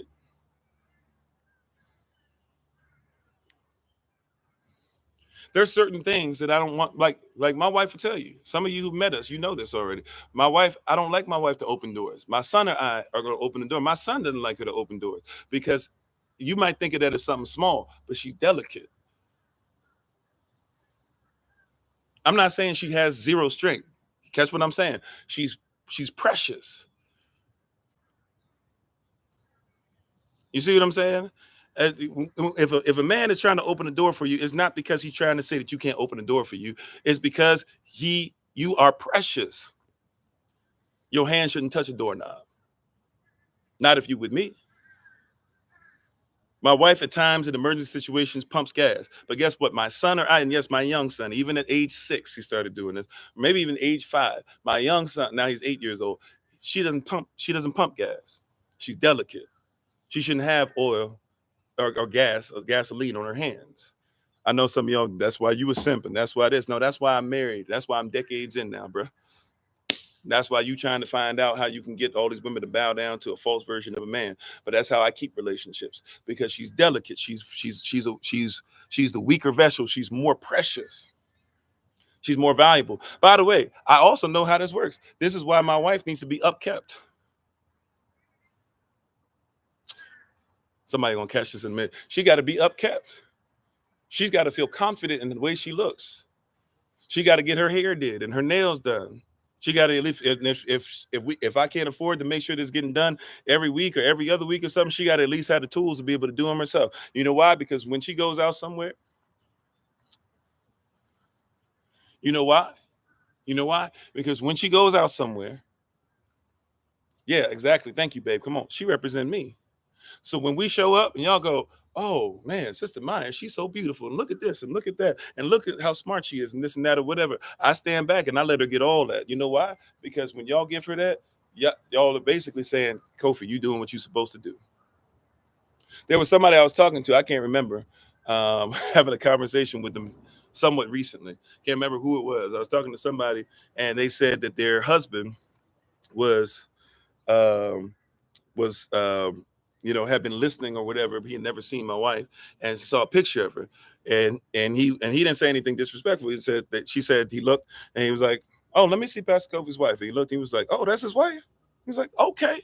And I know as a guy, when you say okay, you say, oh, okay, you doing it. All right. Like, amen. All right. You know what I'm saying? He was like, okay, like Kofi be talking about it, but all right, like I see it. Right. And that's what I'm saying. Her beauty, even that by itself, it verifies me. I'm not saying I look for my verification only through what my wife looks like. I'm just trying to tell you, when my wife comes out there and y'all say, oh, look at her, she's precious and she's sweet and she's kind and she helps people and she does stuff with the things and she's helped to heal my body and she helped me to lose weight and she talked to me and this happened and that happened and look at how she's raising her son and look at this and look at how she teaches the children and all that does is basically say Yah is pleased with her and you give her glory, you give him glory for her, and then guess what, you got to say, Kofi, you doing something right. And when I go out and I preach a word and I do this or whatever, guess what? That's why I'm quick to make sure that I'm saying, look at my wife, this and this and that or whatever, because these things that I'm talking, they don't exist. I'm not here without my wife.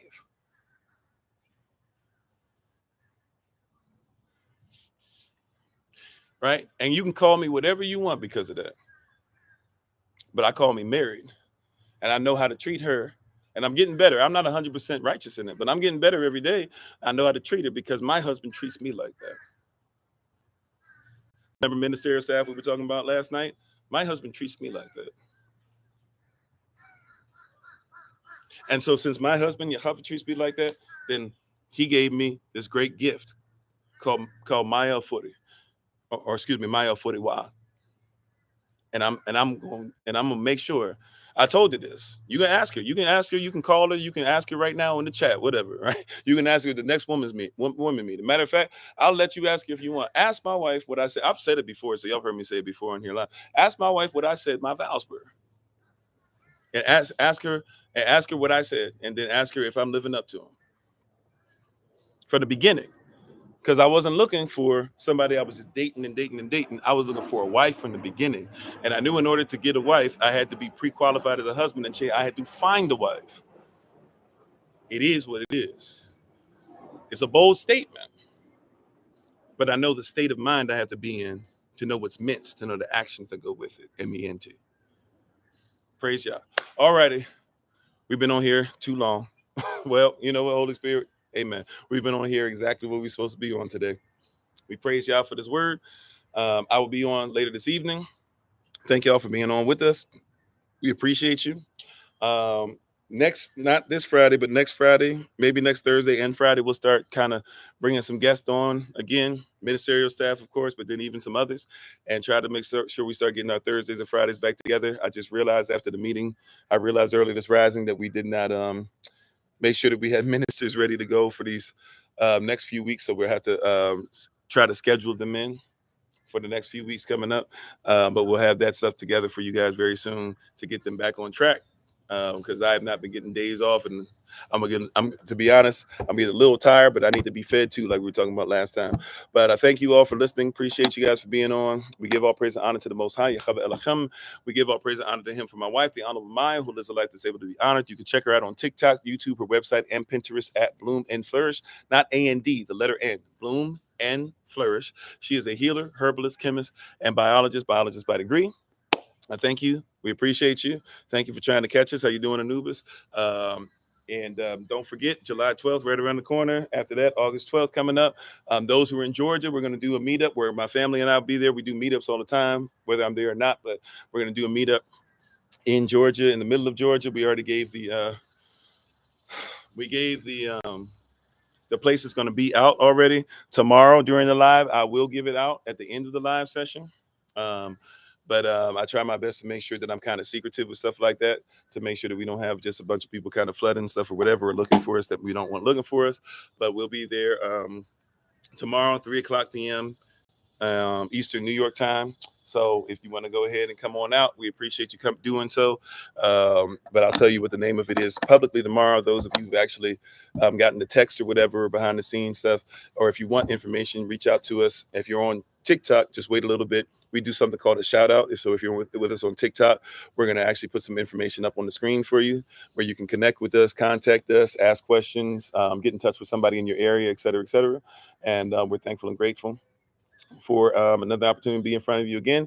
We're on every rising at 8 a.m. Eastern New York time. We're on every weeknight. Weeknight at 8 p.m. Eastern New York time, except for Wednesdays, which is my day off. Even on those days off, somebody else will be on anyways. But we thank you. We honor you. We appreciate you. We look forward to talking to you guys much, much more. People who have questions about classes and stuff, they will be starting the last Monday of August, which is August the 28th. That'll be the start of the second semester, the third quarter for this year. So if you're interested in joining us for that, we would love to have you. And we appreciate you being part of what we're doing here at SOC. And just even if you have questions, if you'd like to contact people or connect with people in your area, stick around for the shout out. We'll get that done. If you want to get information on YouTube and stuff, just look in the description with the video. But we thank you guys for listening and tuning in, and we appreciate you. All right. So we're going to go ahead and take our leave. If you're on TikTok, once again, just stick around. If you've never done a shout out with us, or if you like doing a shout out with us, we'll explain what that is in a second. But to everybody, as always, whether you're coming on through Facebook or you're on YouTube or you're on TikTok, we appreciate you. And as always, it's been Pastor Kofi, Pastor Servant of Christ, where we are always changing lives one mind at a time by being a voice of the voiceless and speaking the unspoken.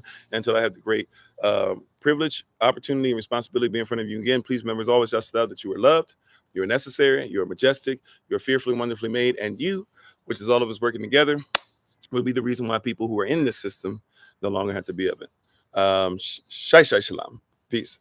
To everybody who's still with us on TikTok, this is how the shout out goes.